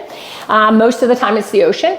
And as soon as you're done the swim, you have to run out, and then you do 112 miles on a bike. Okay, so you put on your biking shoes, you strip down your wetsuit, put on your biking shoes, you do 112 miles. Usually the conditions are very tough, like hills. It's not a stroll on your bike, basically. And that you're racing, think of that. And then as soon as you're done the cycling, you go into transition, take off 1 pair of shoes, put on your running shoes, and go run a marathon. So that's what an Ironman is. And I do I'd say about 6 of them a year. My next one is I'm going to compete for world titles in March in Panama. And I love it. And you have 16 hours to do it, okay? So super fun. If anybody's interested, you can talk to me after. I like recruiting my clients for that one. So we're gonna be talking today, we're gonna be covering a few different things. It's the 3 keys to surviving to thriving. The biggest thing I'm going to take you on with my presentation is a journey. It's not what you think it is, okay? I like to take people on something a little bit different, and I like to make sure that you walk out of here and you go, I've never seen anything like that. That was super cool, okay? And I'll bring in all the experiences that I have. So one of the things is that the first thing we're going to talk about is mindset, okay? Because everybody comes to me for mindset at the very beginning. So I'm the secret weapon behind some of the biggest names in the real estate industry, but also some of the most productive people in the real estate industry. And it's not what you think it is. See, a lot of people don't understand that there's an element, okay? And what I'm going to take you on is this mindset journey first. You saw all the accomplishments, and I start off with all the accomplishments. And I'm going to take this out for 2 seconds. Now, I start off with all these great accomplishments because I want you guys to see that. I want you to see the perfect picture that we see on social media all the time. Social media is this like highlight reel where all you see is like how amazing everybody is or how great their stats are. I can tell you that's not true. So I remember I was sitting, tell you a little bit about me, so you know it's not perfect. I was sitting at the table one day, and I'll never forget this. I was just at that point where you're starting to become friends with your parents. It's like this magical moment where you're not an asshole to them. You're kind of like, wow, we're having a conversation. This is amazing. And it was super weird. We were talking about, I was just young in my teens, and we were talking about a fictitious wedding that I was going to have in Hawaii. And I was like, oh, this is kind of fun. And my mom's sitting there, and she's having a coffee, and she was a kindergarten teacher with special needs children, and immigrant family from Poland and all the above. And we just were having just a typical morning that was awesome. What I didn't realize about that morning is that was the last time I would ever have a family. I would never have a family again. And that is really probably one of the biggest defining moments of my life, is to remember that exact moment that I sat at a table and I thought everything was perfect. And I was telling Phil that earlier, and I said, you know what?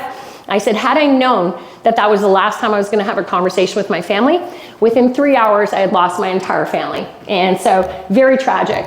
I won't get into that because I think that this is part of the story that I want to share with you guys about mindset, how you choose to look at things. I don't see that as something terrible. Okay, what I see it as is something very, I guess you could say, I'm lucky I had them for that long.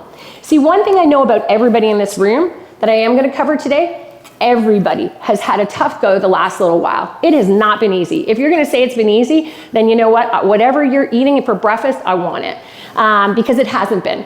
Everybody goes through different things. Everybody does. We just don't share it. So I want to just acknowledge that, and that's why I'm sharing some very personal things. Now, you think that's the end of the story. You're like, well, okay, she lost her family. What happened? Well, I was just a young teenager, and what ended up happening was somebody in the family took over the house. They didn't know me because, again, it was a distant relative. And I actually showed up one day to the house, and it was just after the funeral and the burial, and it was maybe a couple days later, 2, 3, 4 days later, whatever, and there was 2 police officers standing at the front door, and they had a garbage bag. And they looked like something really bad was about to come out of their mouth. And I was like, what is this all about? I'm still in shock. And they handed me the garbage bag and they said, you had 15 minutes to pack whatever you can. You no longer live here. And going back to that time frame, there wasn't social media. We were immigrants. We didn't have a huge family. So what ended up happening was it rendered me homeless. And I had this for over a year. I was homeless. I lived on the street. I slept on park benches. I did whatever it took to survive. And the truth is that I had nobody. I was completely alone. I didn't even have a credit rating. I was too young.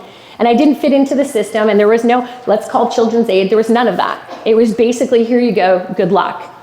And if you want to know how bad it was, I won't go into too many details, but I knew exactly when McDonald's threw out the burgers, and I would go into the dumpsters and I would get my food there.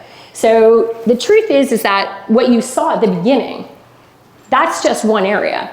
That's today.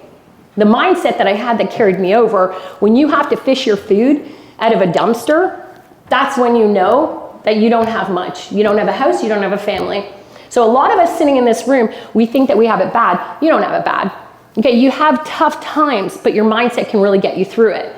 So I've come a long way with that. But then you really start to think about that and you go, you know what? I realized the value of a home, but what I did is I showered at the YMCA every day for almost a year. And it was the front desk girl, Erin, and she was amazing. And she's the one who came to me and said, hey, you know what? She's like, I sense that you might need a place to stay.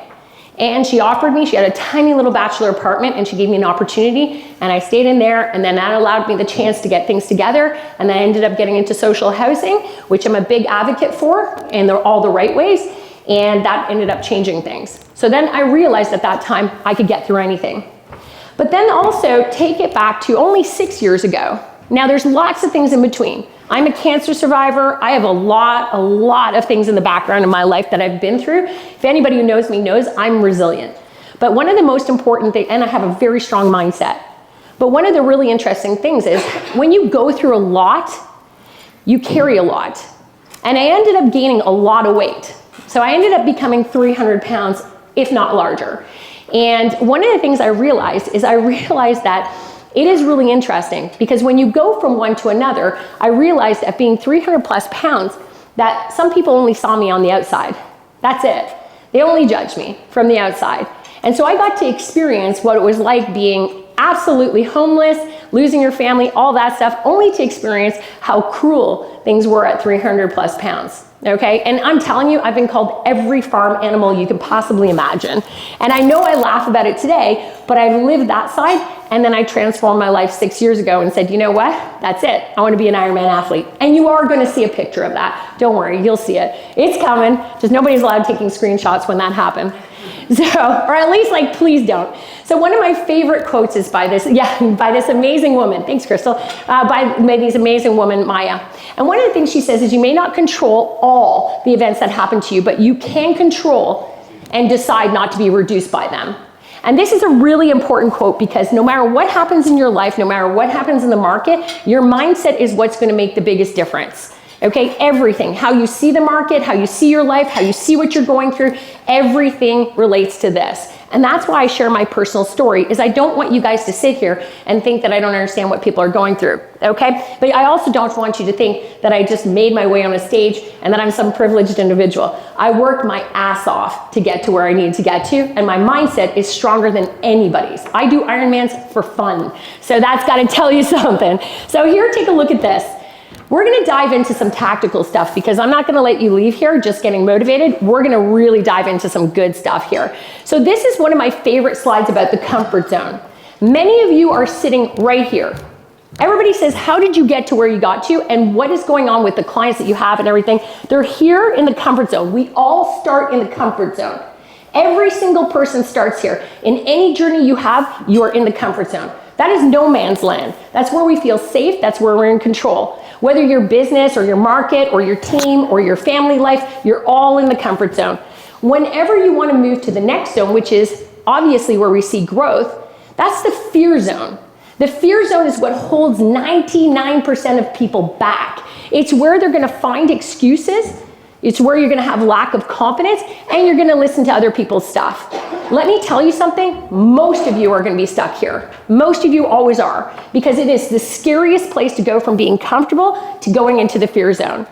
How do you know you're in the fear zone? Well, if somebody sits next to you and says, well, the market was really bad last year, so that's how I had a bad year. That's not true, okay? That's that person's perspective. How come other people had great years? You've got to ask, did you move out of where you were comfortable? Did you do things that were uncomfortable? Everything that I've done in my life or my clients' lives, I move them out of the comfort zone. I'm going to strongly suggest as you enter into 2025 to get out of that comfort zone and into the fear zone. If you find excuses, push out of it. Push out of it. I was saying to Phil earlier, I said, you know, one of the biggest lessons that I've learned in my life is that when you lose everything, including your family, your house, your everything, when you lose it all, then guess what? There is no more fear. There's nothing. Nothing can happen to me at all that would possibly be worse than what I've already been through, and I made it through. So you've got to ask yourself, and I see what happens. Then when you go into the fear zone, you enter the learning zone. That's where you're going to acquire the new skills. That's where a lot of the most successful agents are living. They're living in that learning zone, but they started in the comfort zone, they made it to the fear zone, and now they're in the learning zone.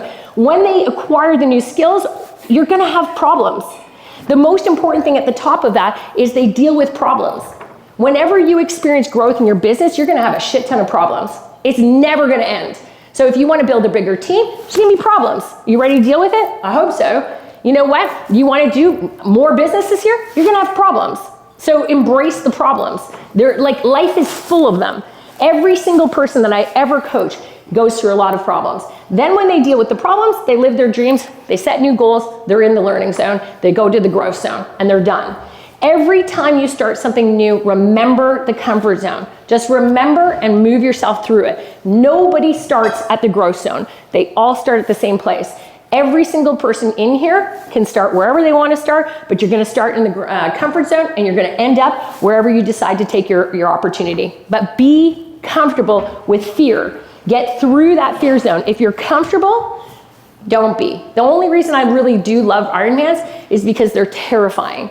They literally scare the shit out of me. Every time I'm at that starting line and I'm looking and they're doing the dance and I'm like, I got 16 hours of working out as hard and racing, and you don't know what's gonna happen. Many people, when I was in Finland last year for Worlds, there was a woman drowning who passed away, unfortunately, but she passed away right next to me. One of my best friends passed away in the Alberta Ironman.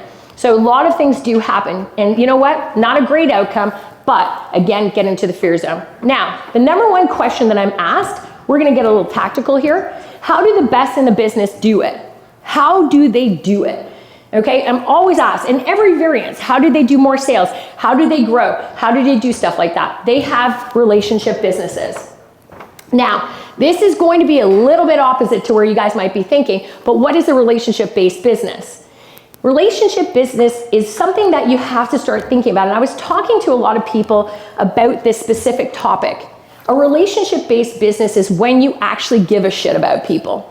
And you really, and the slide says something different, but it is long-term relationships. It's about understanding we have become incredibly digital. And I love technology. I've been with AI, studying AI for over 15 years. I've gone to China just to learn more about AI. I've gone to conferences about AI. It's not about that. I think the best thing that happened with COVID was the fact that we were heading into a real estate industry where we were literally hiding behind technology like we've never seen. And then what ended up happening now is we've pivoted off to relationships.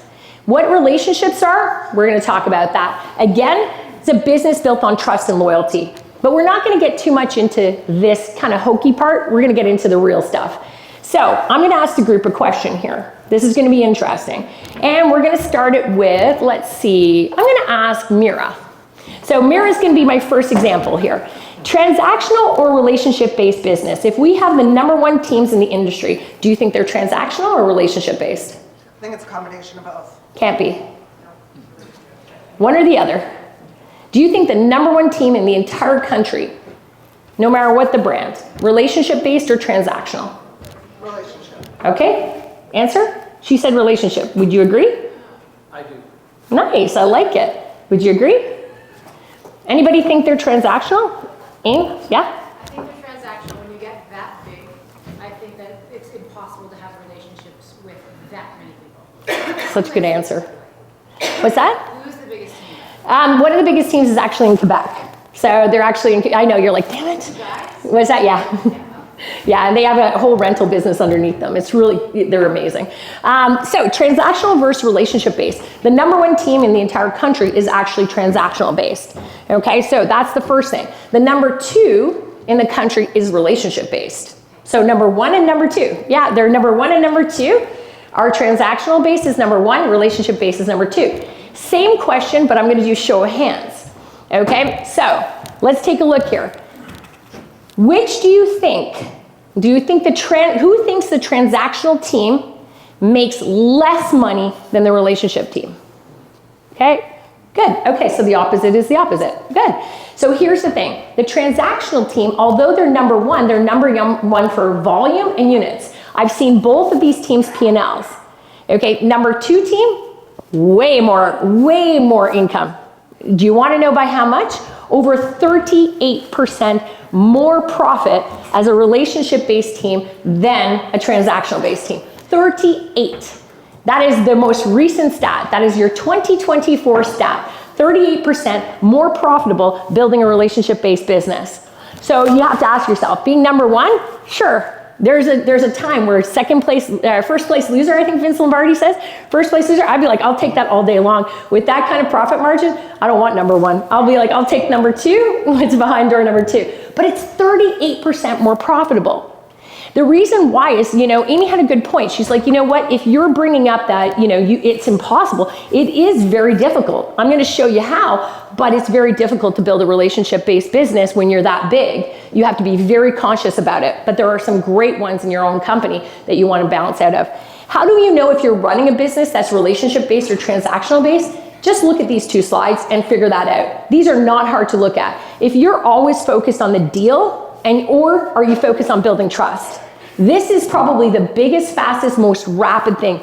If you're a deal hunter and the only thing that you're tracking is deal, deal, deal, deal, minimal follow-up, you're like burn and churn, and we coach a lot of teams like this. There's nothing wrong with it. What you have to remember about transactional-based businesses is this.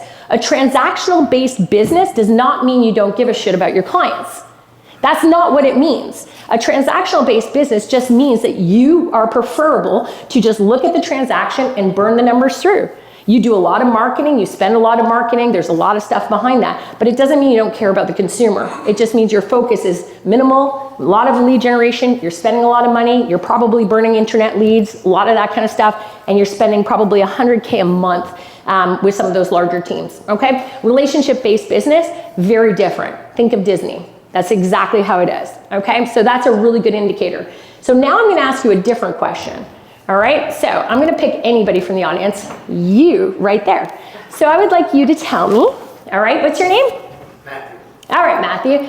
Tell me, what do you think in real estate, what do you think a customer's value is monetarily? So put a dollar value around it. So let's say you pick up a client who's 33 years old, okay? What do you think in the span of that client, what do you think they're worth? We'll get to this side of the room in a second. I would have no way to qualify to figure out. Guess. Based on what you said. Guess. 10,000. 10,000? At least a mil. 10,000 transactional based right there. Yeah. Right there. No. What'd you say? I'm thinking over 100 grand. Perfect. I saw somebody back there. Yeah? 250,000 bucks. I like that. $250,000. I like that. Amy? 300 grand a year. 300 grand a year. Perfect. So 300 grand a year, 45 years in business. Okay, that could work. Phil, what do you think? 1.5 million. Nice. 1.5 million. I like it. We're getting there. Any other guesses? At least a mil. Million? And what do you say? It's endless, because that one customer can give you They really are endless. So here's the thing. The top relationship-based teams, they look at this. If you're 33 years old and you start working with a realtor, you can probably give about 45 referrals if you're just giving 1 referral a year. Most of us don't fantasize about being in business though for 45 years, so you can get a lot more from that. But just remember, if you're building a legacy, then you can have a business that will produce you a huge income after you leave the business. If you're looking at about 7 transactions, that's kind of the flow through of what it typically looks like, but here's where it gets really fun. Okay, if you build a relationship-based business, your average customer is $3.8 million. That's what your customers are worth. I will preach this until the cows come home. I work with Zillow. I'm not gonna lie, I've worked with them for years. I'm one of their top coaches for converting online leads. I have a 70% online lead conversion ratio. It's out of control how well we can do with that. I'm very, very good with online leads. But this is easy. 3.8 million is what an average customer is worth. So when you look at your customers, and I'm not even BSing you, okay? It is, I will tell you right now, the whole reason online leads exist is because agents refuse to see this. They don't want to see it. They want to look the other way and they want to go with the lower hanging fruit, the transactional based business, which I love, but at the same token, if you build really great relationships, this is what your consumer's worth, $3.8 million. So when you're building your business, whether you have a 100,000 GCI goal or $1 million GCI or whatever your goal is, I want you to remember, do you treat your database people like they're worth 3.8 million or do you treat them like they're worth 1 transaction? That's really where it comes down to. Everybody asks me in coaching, they're like, what is it? Like, how do we build these great businesses? That's easy. You do not have to work hard. This is not a working hard business. This is strategically treating people like you're a Disney. If you can blow them out of the water relationship-wise, it will work. How do I know that? Well, let's take a look. Why shift to a relationship-based business? Take a look at some of these stats, okay? And what I mean by relationships, pick up the phone. I'm gonna give you such a good example of that in a second. Repeat business. 56% of your consumers and clients and people say, 56% say, if they feel like they have a relationship with you, they're gonna use you. 56% of them. Referrals. How do you know if you have a great relationship business? Go into your follow-up boss or your systems or whatever CRM you decide to use. The turn is 1 in 20 in Ontario. Okay, it's different in different places, believe it or not, but in Ontario, 1 in 20 people in your database should give you one piece of business per year. So if you're not getting, for every person in your CRM, if you're not getting one piece of business for every 20 in there, it's not relationship based. The best is 1 in 12 that I've seen in Ontario. I've seen somebody who can do 1 in 12. 1 in 20 is average. So start looking at the end of the year. What does that look like? That is a relationship-based business. The next thing, stability. Cold leads. As I said, I work with Zillow. I love it. I'm not going to knock online leads ever, okay? But I will tell you what we talk about in the behind the scenes because you need to know. So we're blowing the roof off of it. We sell those leads 7 times. 7 times. It's a multi-billion-dollar business.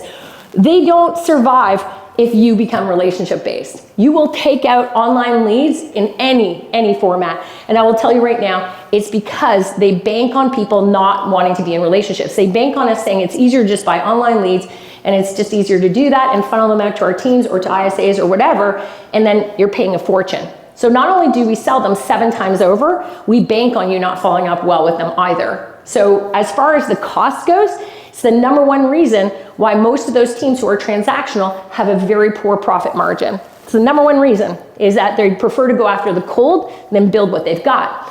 Higher conversion, you can convert 70% versus 30%, so it's a higher conversion rate. Cost efficiency, it's 7 times more expensive in Canada to actually find new clients, 7 times. And like I said, we have 800 to 900 clients. We do this for a living. This is 31,000 hours. I'm telling you, this is not a lie. And then enhanced purchasing. 50% more likely to buy investments with you and talk to them. When you talk to your database, are you checking in with any of them on a regular basis saying, hey, guess what? You know what, Bob? You've owned the house for about 10 years now. Have you ever thought about reinvesting into investment properties? Do you want to sit down and have that conversation? 50% more likely. That's a relationship business. But this is the interesting stat that I love. 28% of sellers chose to work with the same agent as they did before. That is 72% of opportunity. So when you look at where the opportunity lies, 28%, that's it. 72% said, nah, I'm not gonna work with them. And you might be thinking that that's a BS stat. It is 100% accurate. And the more you lean, that means 72% is open to you guys. 72% of every listing that sells this year, well, will be abandoned. They won't use the same agent again. The opportunity is sick. It's literally like, it keeps me up at night being like, oh my gosh, you know what we could do with this. Now, here's something that's gonna blow you out of the water. And these are Canadian statistics as well. I like to play in Canada. All right, so transactional agent versus relationship agent. Take a look at this. 1 in 3 people are getting divorced now. Okay, so 1 in 3 people. Anybody know what the highest age demographic in Canada for divorces is right now? 30 to 50. Is that yours? Are you speaking? Are you speaking? Should we know something? No. 70, 35 to 40. Okay, there's some people who are like, I'm not saying anything. Anyway, the most interesting age demographic is the over 60 to 65. It's the hottest divorce market ever. I'm like, let's get that. I mean, I don't know. I'm like 60, 65. So everybody's looking around the room. Yes, there is still time. There, you are not out of the gate yet. There's still time. So you're gonna be fine. Hang on, be nice to your partners because it ain't over yet. So 60 to 65, the #1 reason why is really actually kind of funny, and I'm obsessive over this. So I was mentioning this earlier. I have 21 ISAs, and so I have 21 ISAs that all they do is they call for stats. That's it. I got them working every single day. It's something different. And one of the most interesting things is I said, call every divorce lawyer you possibly can. I want to know what's going on with this. So 60 to 65 is the highest age demographic, and because We are living longer, and partners are becoming healthier. And in Canada, there's a lot of profit. Houses are paid off, cost of living, whatever. But one of the two partners is living a healthier lifestyle. So instead of going retirement, if you look at what 65 is today versus what 65 was 20 years ago, it will scare you. It will scare you. It scares me. I'm like, holy smokes. It's incredible what we're seeing. So all these 60 to 65-year-olds, one of the partners is going, you know what, I'm living longer, I feel better, I'm exercising, it's in that health lifestyle. And the other partner is going, I want to retire, I want to sit on my bum, I don't want to do anything, blah, blah, blah. And they're going, well, you know what, the house is paid for, cash, we had a couple of 100K each, let's bugger off, you go find somebody to sit on a couch with you, and I'm going to go find somebody to go hiking and travel the world. And then they're just saying, see you later. It's incredible to watch. So, huge opportunity, but we're going somewhere with this. You're looking at over 66% of people who are 75 years or older in Canada are selling they own houses. And they need to sell for specific reasons. They're being forced to sell because of different medical reasons, or the children are making them, or they're getting dementia and things like that. Sorry about that, that is literally my phone. Okay, so terrible. Anyway, that's probably me missing flights later. Anyway, so then you're looking at the next one. This one here is interesting. 20% of debt is a result of home ownership sales in Canada. So 20% of the reason why your home sellers are selling is because of debt. Then you're looking at this one. 32% of mortgage defaults in Canada are related to critical illness. So somebody who's been diagnosed with stage 4 cancer is not going to make it, or something, a very serious illness that is not going to make it. And then the very final one is 6% unemployment rate, which will trend up to 7%, as we know, very shortly, if not already. And the interesting thing during COVID is people said, you know what, the unemployed don't own houses, so we're good. That's total BS. Okay, 1.6 million, because that means over 2.4 million people are unemployed right now in our country. And that means 1.6 million are homeowners. So 1.6 million are homeowners. Now, why am I telling you this? Because if you haven't figured out relationships yet, I'm going to tell you something. Most people are scared to call their databases, or they're scared to call people that they know because they feel whatever. It's a fear. Okay, I get it. I'm in sales. I've sold real estate. My first year in real estate, I was terrified. And I felt like I was selling like door to door, like, vacuums and shit like that. So I didn't feel good. But the point is when you're looking at these things, these are your consumers. If you don't pick up a phone and talk to them and actually check in with them, which we'll cover in a minute or two, then do you think that your perfect vision on social media, I want you to think of what this looks like on the other side. If your social media looks beautiful and perfect, which everybody's does, really, even mine does. So anyway, nobody knows that I was up at 4 o'clock in the morning this morning, and I was like, there's a fire alarm going on. Anyway, everything looks perfect. Right? So if you're looking at this and all the reasons why people need to sell their houses, and then you do what? You think they're going to call you? You think the couple that you sold a house to 2 years ago that looked absolutely perfect, and they just found out that one of the partners, had this scandalous affair and all the above, and they look at your social accounts and they go, yeah, I think I'm just going to hit Amy up and be like, hey, Amy, our world sucks. Like, you know what? Just like everything's good in your world. And, can we get you come over, because I didn't know I was living with a pathological liar. So it doesn't usually happen. Or do you think that that senior citizen is going to give you a shout because they're like, oh yeah, I think I'm going to call you and tell you that my kids are trying to force me out of my house? Or do you think that somebody's going to call you and say, hey, I spent all my money on something ridiculous during COVID, and I just want to let you know I'm in such bad debt that we need to sell? It doesn't happen, because these are real things. How do I know? Because of this picture. That's me. So if you don't believe I was 300 pounds, that's me. That's not like, and remember, if you put a phone up, you're standing on stage with me. So anyway, the point is that I don't, yeah, nobody's allowed taking pictures. So anyway, the point is that that's me on the end. That was the picture that changed my life 6 years ago. Carrie, who's next to me, she's one of my closest friends, and she said, can I post this? And I'm like, no, my life changed. But here's the story behind this. This is the power of relationships. This is the power of seeing the forest before the trees. When I sat there at 300 pounds, I didn't bike, whatever. They invited me out for a bike ride. I boarded a bike, boarded a helmet, and I literally saw like a tiny little speed bump and was like, how am I gonna get over that hill? I was like, that is gonna be hard. And I remember looking at that picture, and by the way, anybody who says at 300 pounds, I was just as much fun and just as happy, okay? Don't even think about that. That has nothing to do with it. I don't care about physical sizes at all. I just knew that in that picture, it wasn't who I was on the inside. So I remember talking to Carrie, said, if you post that on social media, I'll kill you. And I'm like, it's not gonna happen. And I said to her, that's it. I'm gonna do the hardest thing. And I looked it up and I was like, I'm gonna become an Ironman athlete. And I was like, that sounds like a good fit. I don't swim, I don't bike, and I don't run. Friggin' amazing. Sign me up. I was like, why not? I was like, what is gonna scare the shit out of me and get this 300 pounds downtown, like 150-ish? And I was like, let's do this shit. So anyway, so long story short, Carrie's like, I believe you will. And I'm like, yeah, me too. And I'm like, well, I don't know how. But here's an interesting thing about relationships versus transactions. On my Facebook account are two amazing personal trainers. They're amazing. You cannot hide this, okay? If anybody would tell me, oh, do I look skinny in this dress?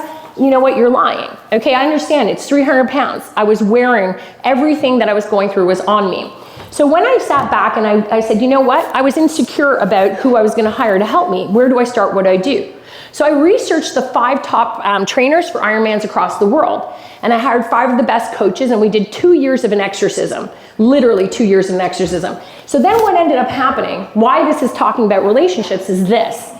I get 2 messages. So I fast forward, I became an Ironman World Championship athlete. I don't do anything in the middle. I do everything high or low. So at this point, I lost the weight. I worked out for 2 years. I pushed my ass like I've never pushed it before. And when I became Ironman World Champ, these 2 people who are top personal trainers in my city sent me messages on my Facebook, and they called me every name in the book. They said, you know what? You're terrible, you're a female, you're in business, what you could have done for our businesses, how did you do this? You didn't even reach out to us, why didn't you talk to us? You understand what this could have done for our career? Had we have been the ones that we could have helped you? And I said, I'm just gonna ask you 2 questions. And they said, okay. I said, first question, did you ever reach out to me to see if I was okay? Did you ever do that? And they're like, no. I said, okay. And my second question was, did you have your eyesight at all for the last few years? Like, did you have vision? Because it's possible you lost your eyesight and didn't see that I was 300 pounds. And they were like, no, we saw that. We just thought you would reach out to us. That's the problem, is that relationships are based on it. I was ashamed, I didn't feel comfortable, I didn't feel like they wanted my business because they weren't asking me for business, and I felt terrible. But the problem was that they missed the biggest career change of their life. They could have changed their entire business had they just said, hey, everything good? Do you need anything from us? They didn't. They chose to watch me sit there festering in this body, wanting to get out of it, and they didn't so much as even say, hey, we're in the business of sales, we're in the business of personal training, we could help. Is there anything you need? Now, when you think about consumers and what they're going through and all those stats that I showed you before, you have to ask yourself, when you go through your database, I'd like you to look at it. And I'd like you to go through your CRM, and if you're relationship-based, what do you know about them? Do you know who's going through a divorce? Do you know who just had a baby? Do you know who has cancer? Do you know who's in debt? Do you know who made mistakes? Have you picked up a phone and just checked in to see if they're okay? We're going through the horrible, like the most horrible economic shift we've ever gone through, and it's all over the news. So why, if people always they have shelter, they own a house, why aren't you picking up the phone? Don't send them an email. Don't expect them to respond to a text. Pick up a phone and see if they're okay. If you do that, I will guarantee you will get 6 figures in 5 minutes. Guaranteed. Had they just done that with me, everything would have been different. Now, everybody wants tactical stuff. So how do you actually lead generate and build a relationship-based business? This is one of my jams. I am constantly doing this. Open houses. So everybody knows I have a system, it's called the $1 Million Open House. And in that system for $1 Million Open Houses, and I am gonna give you a 90-day action plan, I promised that I would do that today. So I love open houses. If you're not making $375,000 and you're a single agent, if you're not making $375,000 a year on open houses, we will talk later at some point, because you should build them like a relationship. I'm gonna show you 2 case studies of 2 teams that I coach that will be very impressive when you see what they get. Open houses, use it to build a database. Every person that walks in is a human being. Every person that walks in. Are you putting them into your system? Or as soon as they say they're working with a realtor, do you just kind of be like, yeah, they're not making it? Get them into your system. They're human beings, okay? Treat it like a business. Open houses are the most relationship-based lead generation you could possibly imagine. When I show you the case study, you'll see that. Social media. Make your social media content hyper-local. But if you watch the best relationship builders on social media, it's hyper-local. They go all in. If you do 3 posts a day, 5 days a week, you will be hyper-local and everybody will know you. Don't be afraid of it. But also host live Q&As. It takes time. So I have a great coaching client who started off doing events. Nobody showed up to the first one. Fast forward 12 months later, she's like a beast. And she's like 12 months later, she's charging $299 and selling out at 200 people every event, because she didn't give up. But everybody who's really good at relationships, the top realtors, take a look. They're all doing live Q&As. They're all doing it. But we hide behind it for whatever reason. Sphere of influence. The magic number in your CRM for touches per year is 50 or more. If you do not have 50 automated touches for your sphere of influence, I can guarantee you're not top of mind. Guaranteed. But keep your content super valuable. Nobody wants to see baking a chocolate cake or any of that kind of stuff. They want hardcore shit. They want to know that you are helping them. The number one thing they want advice about, or they want direction about, where's the best place to buy? Where's the market going to go? What's your analysis on it? How do you redirect them to better financing? Is there better options out there? They want content and information. 50 touches a year is nothing. The average person in Canada gets 20,000 ads across their eyes every day. So to stay top of mind, you need to do this. 50 touches a year, very critical. Your local community, get involved. Okay, many people are not getting involved in their local community. You're sitting there looking and buying leads. Get involved in your local community. Do stuff in your local community. It's so important. We host every year, I do a Tim Hortons skating night. I started it just before COVID, and we do a Tim Hortons skating night where I go to the local Tim Hortons and I put it out there, and we have this amazing event where all these kids do skating and they all register, and we talk to the parents and we do giveaways. It's off the hook fun. Establish a presence of doing stuff like that. Implement 4 calls a year. This 4 calls a year is your game changer, okay? The script is this, okay? If you want to do a check-in, I promise you, if you don't believe anything I say today, I will make sure that if you try this, it will work. If you call your database, and all I need you to do is pick up the phone, and the only thing you need to say to your database at this time of the year is I would just go, hey Amy, it's Marianne. I'm just circling in. It's 2025. I don't want to miss anybody this year in real estate. So I wanted to check in and see, do you need any help from us at all? Any questions answered? And do you have any plans this year? And if you do, I'm going to put you in my calendar for a follow-up. That's it.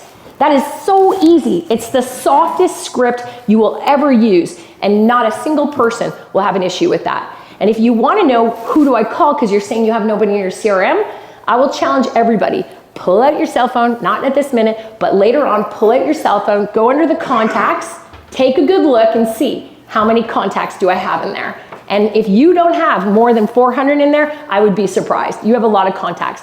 Make the 4 calls a year. Every quarter, line it up so your consumers hear from you and you say, hey, listen, I really value you. Even if you don't need anything, I'm going to call you in 90 days. Got it? And we do it religiously. I literally love it.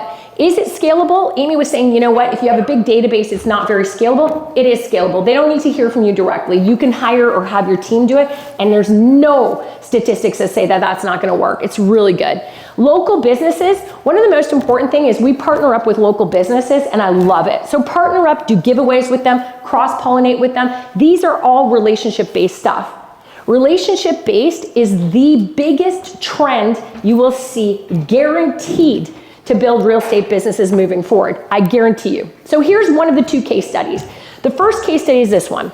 This is a coaching client of mine who does $670,000. This is only open house stats. That's it. They do a lot more GCI, but 670 comes from here, okay? They do about $16,000 a month invested into their open houses. Remember, they ended up here.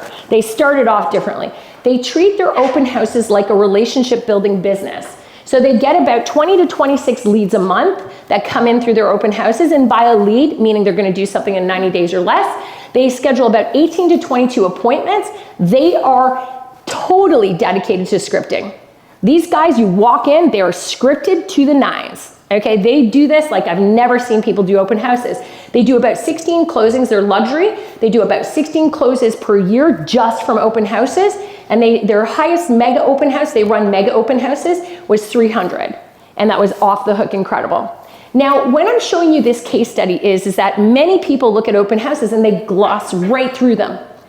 Build an open house business, and we've got ChatGPT. Use it for stuff like this. Say, I want to build the best open house system, and I want it to be amazing, and I want to build relationships with people. What do you suggest? You can hire a coach for sure, but at the end of the day, this is a relationship-based business. This case study shows you that they invest so much, and out of the 16,000, they do crazy stuff. They'll have a food truck. They're known to have, they're called mega open houses. They get 6-7 agents per open house, and they rock it. They make it like a party. And that is the difference, is that they have been branded as the best in the industry for open houses, and this is what they do. And to make 670 after investing just a little around 200,000, they started off much smaller, but they just kept reinvesting, and they said, we're gonna make open houses all about relationships. You can't walk into their open house with them getting like it's like a party. It's so fun, okay? And you just wanna work with that team. You're like, I just wanna work with them because they just know everything and they're just awesome and they're highly scripted. This is a team with database. This shows you the power of a database. They started at 0. They're at $1 million GCI just from their database. So this is in their follow-up boss database. They have over $10,000 a month that they invest into their systems. They get about 11 leads every month. That's 90 days or less that they're going to do something. Book 9 appointments because it's easy to book appointments from these ones. They do about 65 closings a year, and they're operating a 3,500 person METS database. Now, they run 55 touches a year. They have the call plan 100% nailed. They have rules on their team where they're like, if you don't do the calls and you miss them, you're kicked off of lead rotation. It's fine, no issues. And they run heavy touches. So 55 touches a year, 4 calls a year, 3,500 people, Canadian team, 3,500 people in the database. Now, here's the interesting thing. The magic number in Ontario to make $1 million is 3,000 to 5,000 people in your database that you know. These are not cold. They're people that you have met.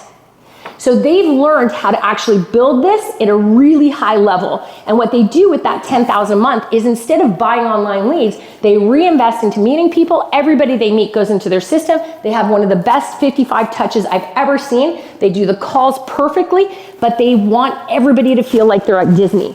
So the calls are fun, the database is fun, the content is amazing, the video content is great, and they check in.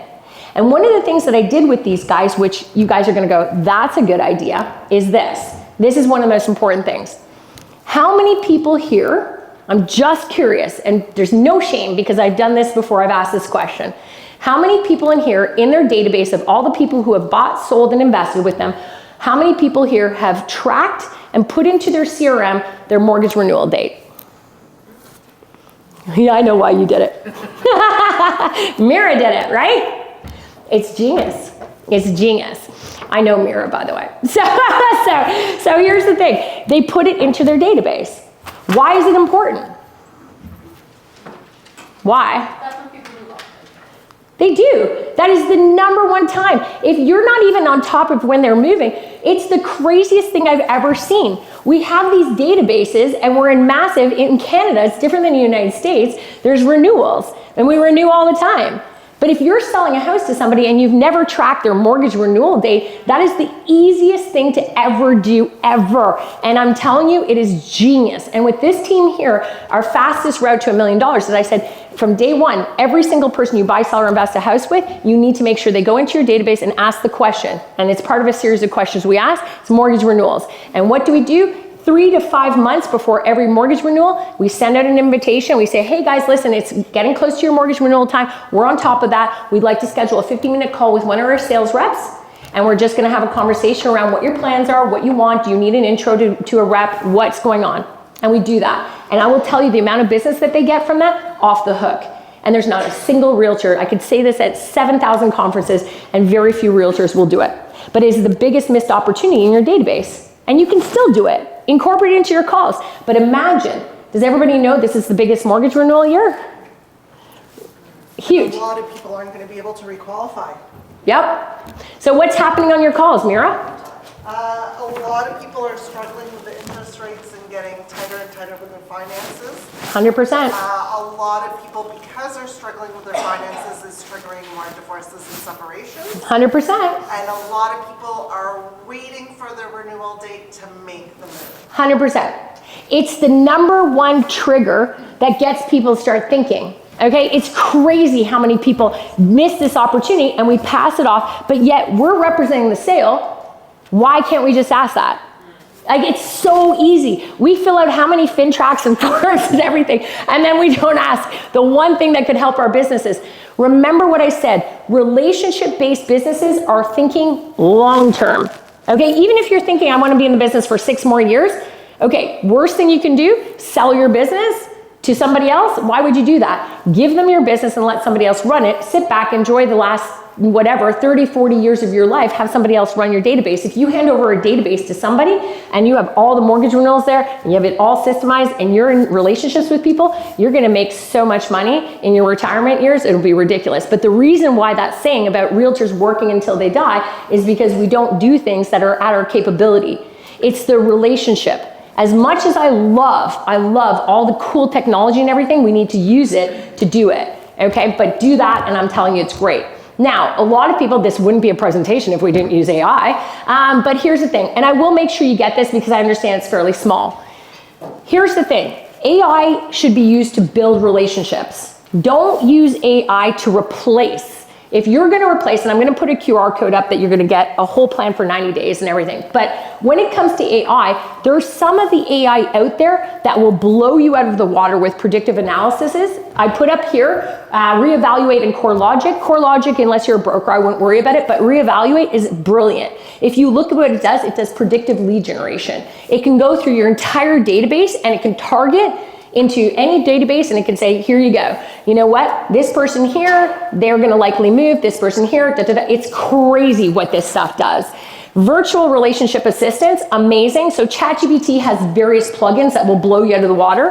It has DALL-E, bio plugins. This can take your database to a whole different level. Video personalization. Lumen 5 is one of my favorite. So you can create really cool text to blogs, to pictures, to video. It's absolutely awesome. If you want to be like, create something really cool for your consumer and send it out to them, super fun to do.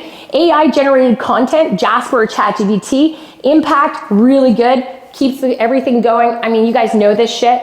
But here's over here, voice analysis for emotional sites. This is my favorite. So I have an NLP background, so I'm very big on putting scripts together that actually work.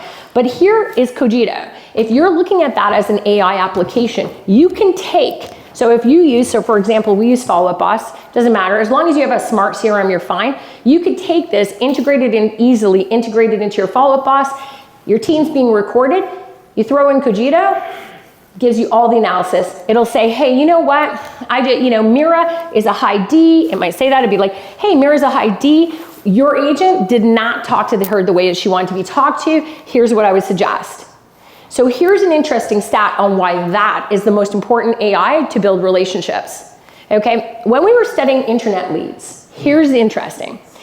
When you get an internet lead, if you talk to the internet lead and you do all that blah, blah, blah, what percentage are okay with the person that answered the phone? Like, what percentage do you think were like, when we did an analysis, we did this over at Zillow, when we did an analysis and we surveyed the consumer and said, what did you think of the agent that picked up the call and you were matched with? What percentage were happy? 30. 80. 80% were happy. 80% were like, you know what, we're okay with the agent that we got on the phone or the agent that was calling us or whatever the case is, we're fine with it, no problem. Now, fast forward, what percentage were happy after they saw the first house or met the agent? That's when the 10 come in. 10% were happy. 10% were like, didn't really like that person. So you have to think about that. These are strangers. But for various reasons, like they didn't like the fact, like I'm an athlete. If you showed up and you smelled like an ashtray, it's not gonna work for me, right? It's not gonna work. You know what? I have a bit of a potty mouth. You know what? If I show up, I literally just had a priest as a client. And I was like, somebody was testing me, but we had a lot of fun. He just basically told me that saying Jesus and holy was not good. We had a lot of fun. And he's a great guy. But I was like, oh my gosh. I say, oh my God, so many times that he was like, can you please stop? And I'm like, sorry. When we got the deal, I was like, can I just say it? He's like, go ahead. I'm like, can I get a hallelujah? And I'm like, it was so good. But the relationship base was really good. But the insights that you can get from people is huge. So I don't know about you guys, but we programmed our chat GPT to have DISC. I'm a DISC certified coach as well. So I took all of DISC, I programmed it in chat GPT, and all we do now is we run an email in, and I just go boom, and it's set up that we run the email through, and we're like, tell us the DISC profile of this individual. I am telling you as a DISC coach, it is like 99% accurate. And then what we do is we teach our team members, and I say you need to respond based on DISC. So it is incredible how well it coached and trained our team, how it's coaching and training our other teams and our other agents, but it is genius. The ability in this circle right here is to know emotional insights of clients. That's where the power of AI comes in. The most scariest thing about AI right now is that we're using as realtors, we're using it for our own fun. If you can be the agents that switch AI, and so it becomes relationship-based with the consumer, you will win in the next 2 years. How do I know that? It's the consumer. The consumer wants it. They want their world to be better. They want their life to be better. They want everything to be better on their world. And we're spending our time going, how do we make our lives easier? It's the wrong direction. In 2 years from now, I'm telling you, every internet lead aggregating company in the industry, even CRM industry, they're focused on what the consumer is getting. How do we make it easier for the consumer? How do we connect with the consumer? And then everybody in real estate is focused on the other side.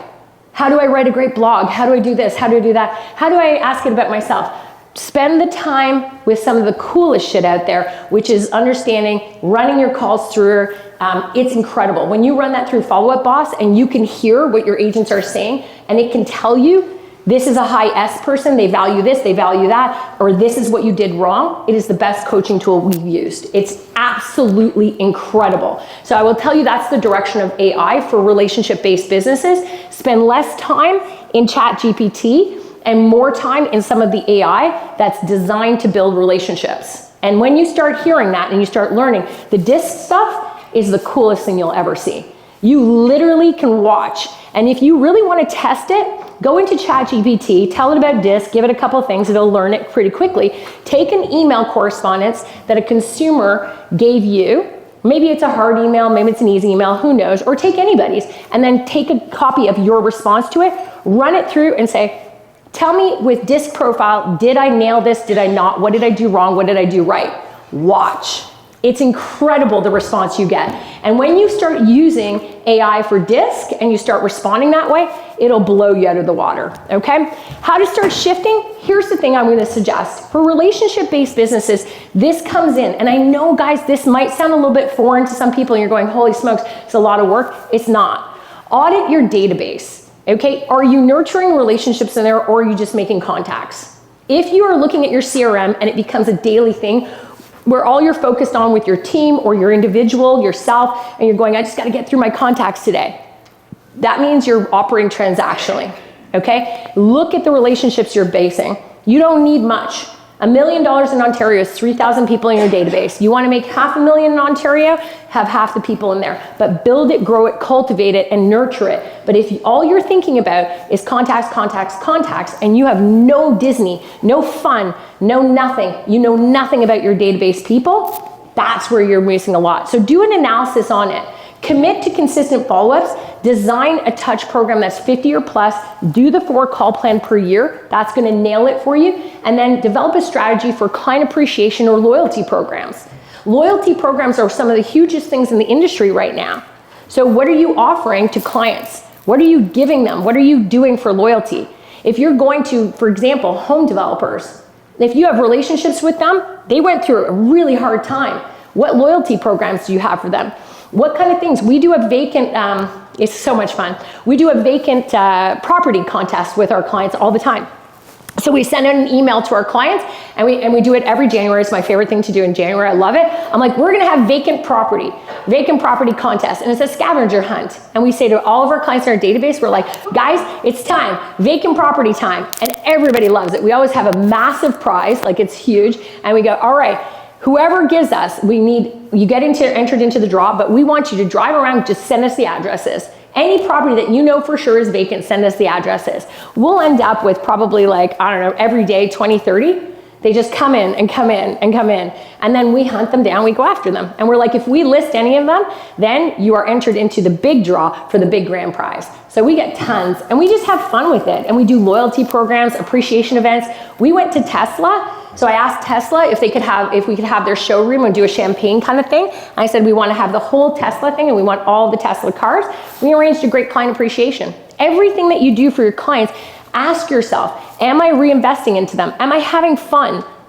It's kind of like you're taking old school and new school in the business. I'm telling you, it's the relationship-based portion. Think of Disney.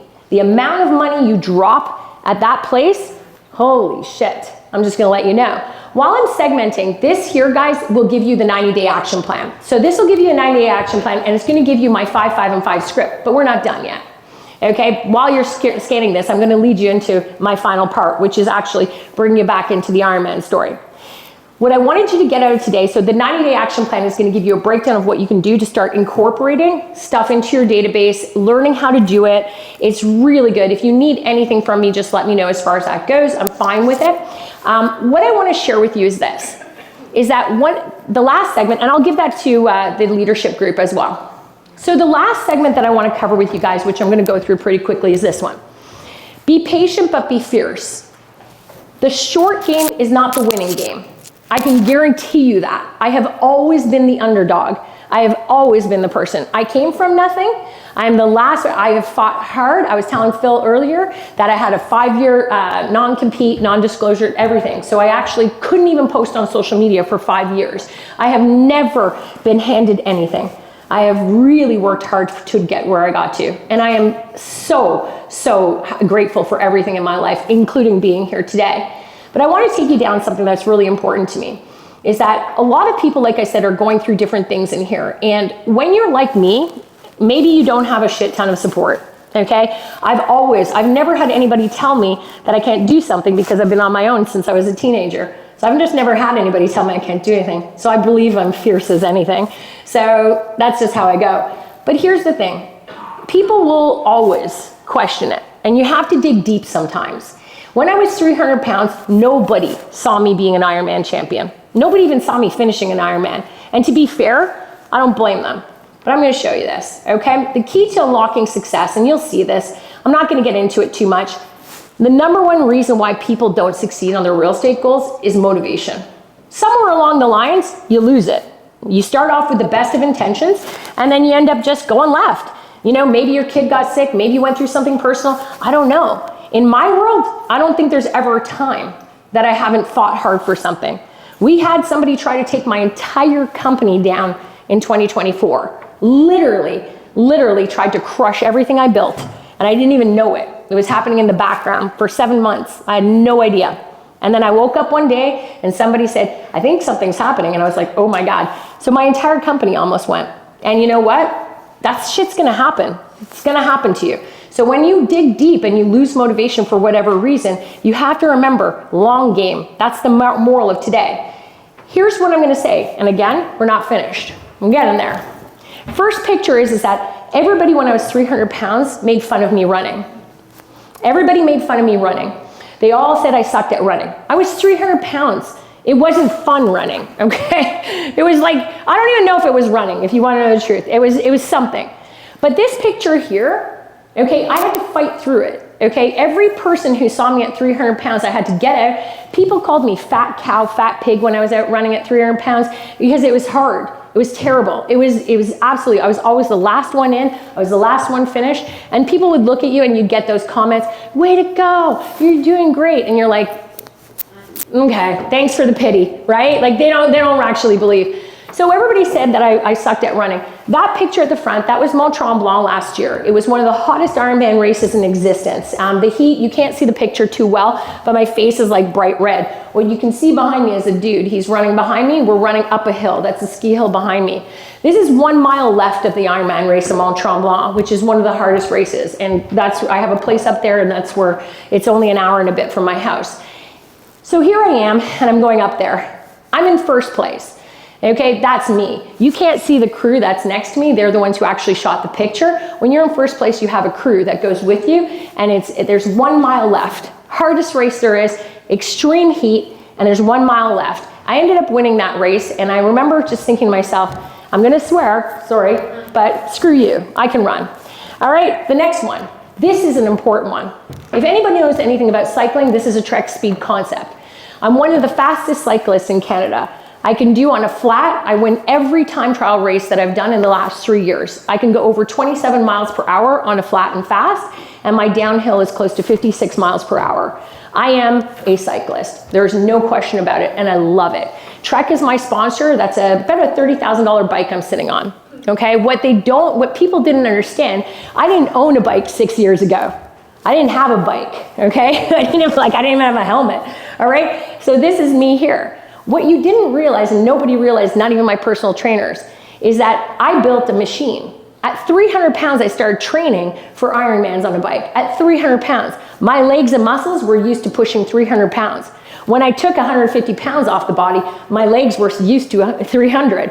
So the power that I have in these legs, sick. Nobody saw that coming, not even my trainers. So when you're looking at your business today and you see a vision for yourself later, it's possible nobody, including yourself, can even see it. They can't even see it. You know what? That's the power of seeing the freaking future. Everybody who laughed at me because my ass was too fat to fit on a seat, or they were afraid I'd break the bike, or I would literally convulse going up hills because I was like, oh my God, it's brutal. I built a machine, and we didn't know it. So don't give up on what you're doing, because that's complete bullshit. Where you don't see yourself today, it doesn't mean you can't get there. It just means you have to really see something that nobody else can see, even on your darkest days. Then the last picture is when I made it and I started finishing Ironmans. To become a world championship athlete in Ironmans, you need to win the race or you need to finish in the top 1%. It's very difficult. You need to be the 1% of the 1%, which is very difficult because I trained so hard when COVID hit. I was so terrified. My business, everything, my coaching clients, I gave everything. I literally gave everything to my clients during COVID. I said, I'm gonna save as many people as I can from the market, from everything. I'm just gonna go all in on it. So you train 16 hours a week. So to make it to Worlds was really difficult. There was a personal journey that I'm gonna share with you as we finish this up. And one of the things is everybody said that I could never qualify for Worlds. And I'm not naturally good at anything. Okay, nothing. There's nothing I've been gifted with except for scripting. I think I'm really good at that, but that's about it. Anyway, so everybody said I wasn't good enough. So I qualified and I went to Finland, and that's me when I finished. So I got there. I got there because guess what? I made a decision. There's a story on my first Ironman race that I want to share with you guys. And this is about the company you're with and the people in this room right now and your leadership team.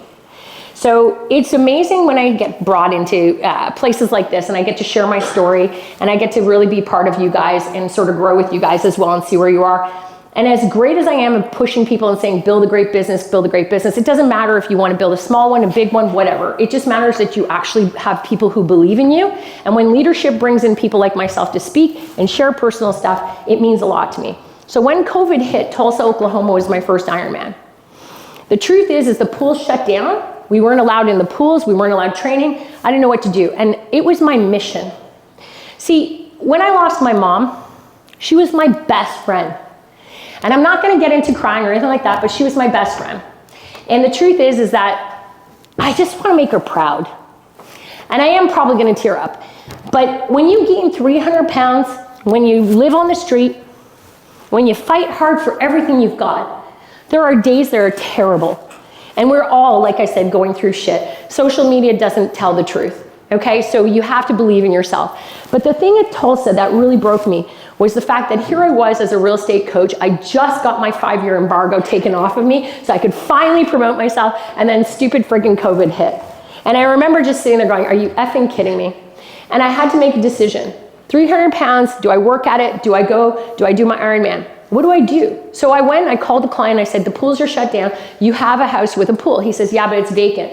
He says, I haven't lived in that house in ages. I said, do you still have the pool? He says, yeah, but he goes, there's no heater. It's like literally a covered enclosure.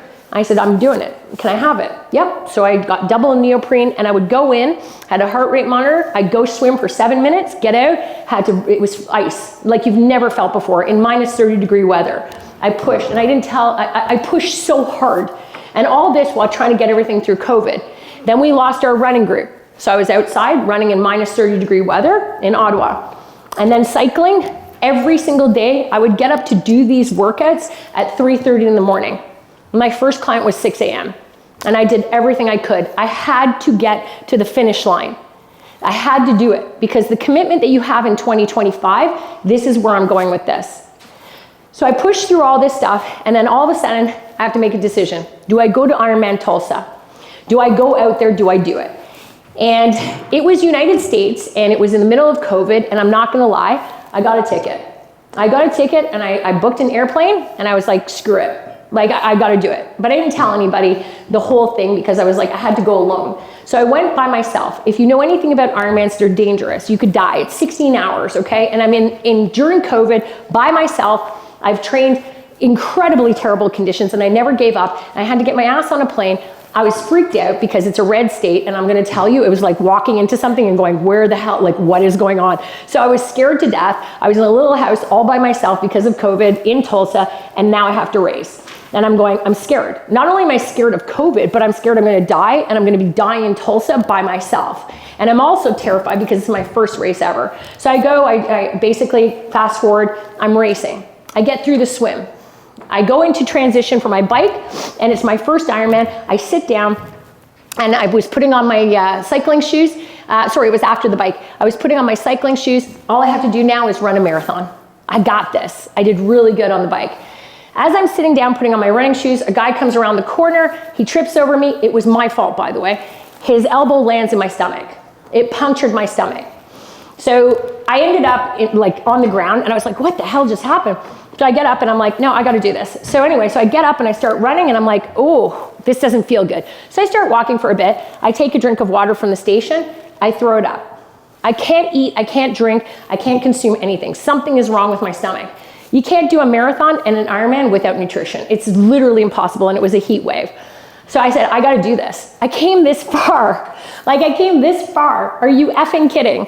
I'm like, that's how bad I wanted it. I was like, I gotta do this. So medical comes around, they're like, we're pulling you from the race if you can't consume things. I said, please don't pull me, I gotta finish this.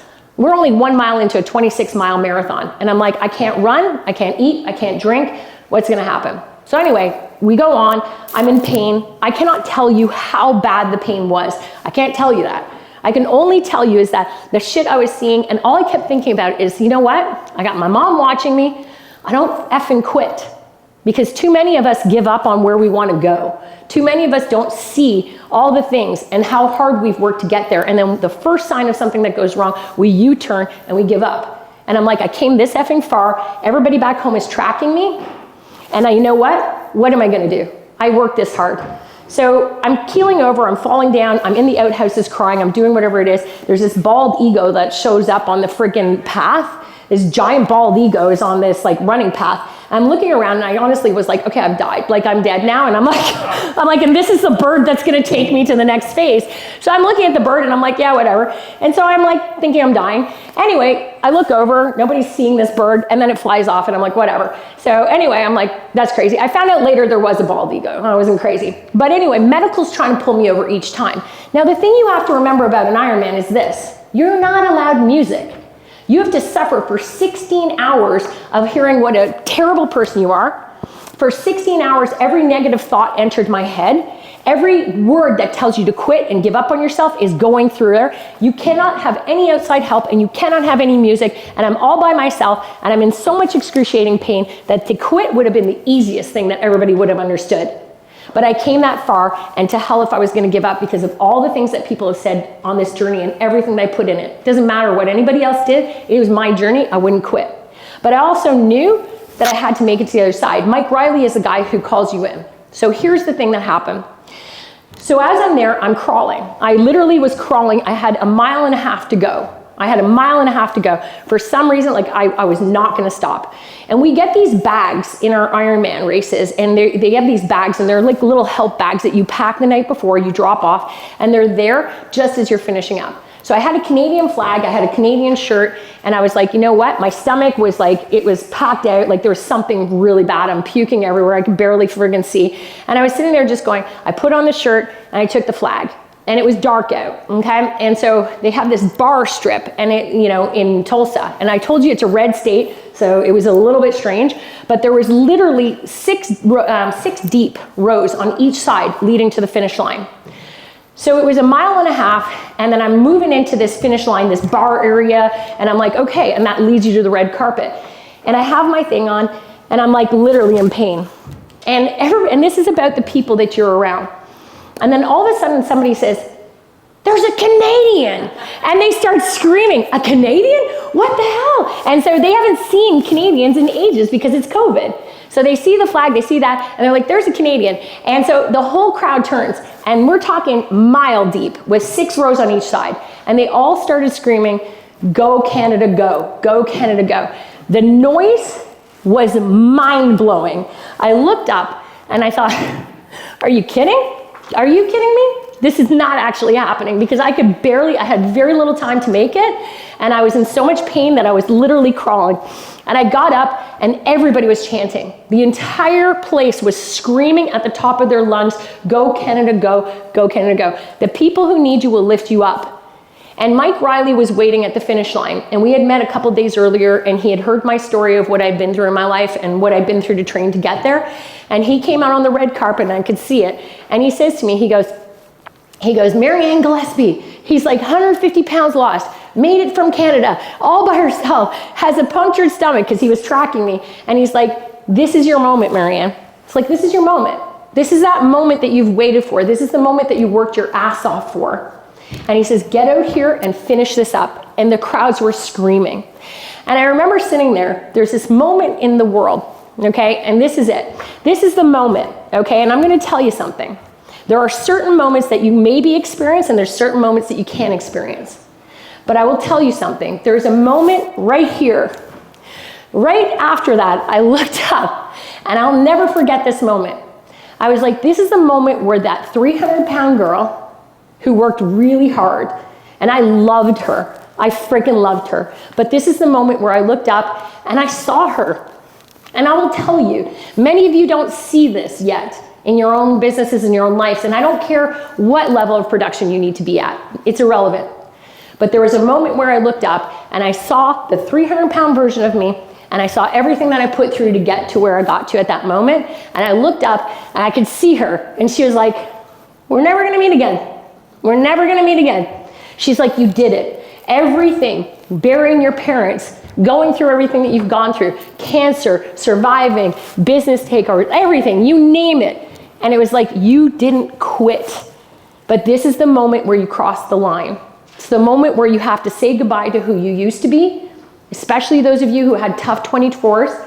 You gotta say goodbye to it, and you've gotta realize that whatever the dream is that you have in business or in your life, period, you gotta go all in on it this year. It's your chance. It's gonna be a kick-ass year, but this moment is freaking worth it. And you gotta chase it, and you gotta never give up on it. And I'm here to remind you of that. So kick the shit out of 2025 and go chase your moment this year. You deserve it. Thank you for having me.